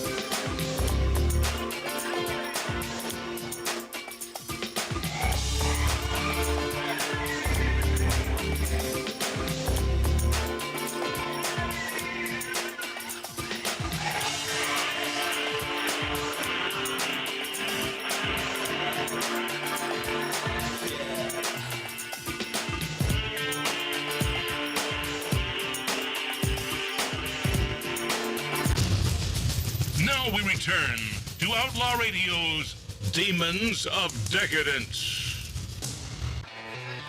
All right, okay, Stormy, the porn chick case that our beloved president is going through right now. Juror 11 works in an apparel company, said she did not like President Trump's persona. After exhausting their, they spelled this wrong. It's preemptory. God, I gotta help these folks who do this for a living. Preemptory challenges. President Trump's attorneys asked Judge Juan Merton to dismiss her because of her negative opinions. The judge ruled that this wasn't enough to remove her because she had also said she could put that aside to be fair and impartial. The fact that she did not like President Trump's persona could be set aside. Oh, my God, are they railroading this guy? She's hired. I don't like his persona, she said. I don't like some of my coworkers, but I don't try to sabotage their work. Oh, really? Oh, employee of the week. Liar? He just seems very... But she goes on. He just seems very selfish and self-serving, so I don't really appreciate that in any public servant, so I don't... By the way, he never took a salary for being president. Nope. Correct. Yeah. First one in history. And he wasn't a public servant when this happened. Right. This is Juror 11. He just seems very selfish and self-serving, so I don't really appreciate that in a public servant, and I don't know him as a person, so I don't know how he is in terms of his integrity, she added. It's just not my cup of tea. And the judge said, well, she's a juror. You're not allowed to rid her of this jury. How bad is this, Ralph? Well, hence that's why he requested to have it moved out. I hate to say it because I'm from the great city of New York. Yes. And it used to be the greatest city in the United States of America. It's a cesspool. It is absolutely a cesspool. So on Tuesday, there was a woman who suffocated her 1-year-old child, killed her. The judge let her go because she was on meth, and the judge said, you probably would not have done this if you were not on meth. Oh, my goodness. And it was an eclipse. But they're going after Trump. Right, of course. You kill your child, we'll let you go because you probably wouldn't have done this. Yeah. Probably. Disgusting, man. 2024, man. We are in a bad place. And by the way, I got hate mail when I put that on Facebook. Because you're dealing with... Sorry, I thought I sent it anonymously. What? With effing idiots. You're dealing with bad people. I never used to say that about those on the left. No. They're bad people. Angry, bad people. Yeah, they're just... Not only bad, but stupid. Well, Dave, I mean, it's just stupidity. And they hate America most. I will say that. And they don't hate America. They just want death to America. Right. Okay. Yeah, that's all. And they don't believe in God. And if you do believe in God, they hate you. How tough is it to just send them back? And it's like, oh, Matt, you're using that old thing? Yeah. You don't like it. Get the hell out of here. Did you hear Katie Couric on Bill Maher? Oh, yes. Oh, classic. Why did she go off? Yeah, she says the Trump party is the anti-intelligent party. Mm-hmm. Yeah. Mm-hmm. Yeah. Just like her buddy Hillary Clinton, cut from the same cloth, man. These are nasty, bad people who live in their own little terrarium. They only know what their fellow constituents in the Upper East Side enjoying the fine wine and beautiful... I was going to say etouffee. I'm thinking New Orleans right now. I don't know. Sweaters tied around their neck. But they're crudité. And you know, a lot of this comes from NPR. Have you tried to listen to that friggin' network? And the fact that they're funded at all in any way, shape, or form by the United States of America pisses me off. A guy that won 2 Pulitzers just quit. Oh, no. Yuri Berliner resigned after calling out the network's left-wing bias. Well, how about duh? Yeah. A big duh. This guy is an editor and reporter. He resigned from the NPR after being suspended without pay for publishing a lengthy essay calling out the network's innate left-wing bias, because it is, and everyone knows it. Who said that? Check, the loudmouth, who I love, who during the Idiot Sticks State of the Union shouted out. Marjorie Green Taylor? I believe it was Marjorie, and everyone knows it. Yeah. I love that broad. But it's so effing ridiculous when you deal with the facts, my friend. NPR, by the way, go away. That's what Uncle Dick listens to, right? That's what he forces me to listen to when he's taking me to the airport in Reno. And that's why I will not do that again. And I know it sounds ridiculous. But you won't. You'll be driving with me next time. Yeah, fine, Tattoo Dave. You know, it's about time. I'll fly to Reno just to take you to the airport. There you go. All right. I appreciate you. I appreciate Tattoo Dave, our producer, my brother Marty, Ralph O'Dierna, T, and of course the one and only our Marine, our HR man, who would never tell a lie, and I know that about him. He just forgets things. Out there braising meat on the barbecue, Billy Dilly. Hey, by the way, love you, Mom and Dad. Love you.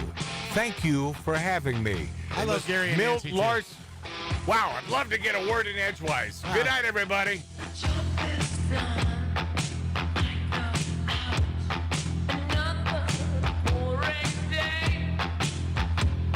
I leave it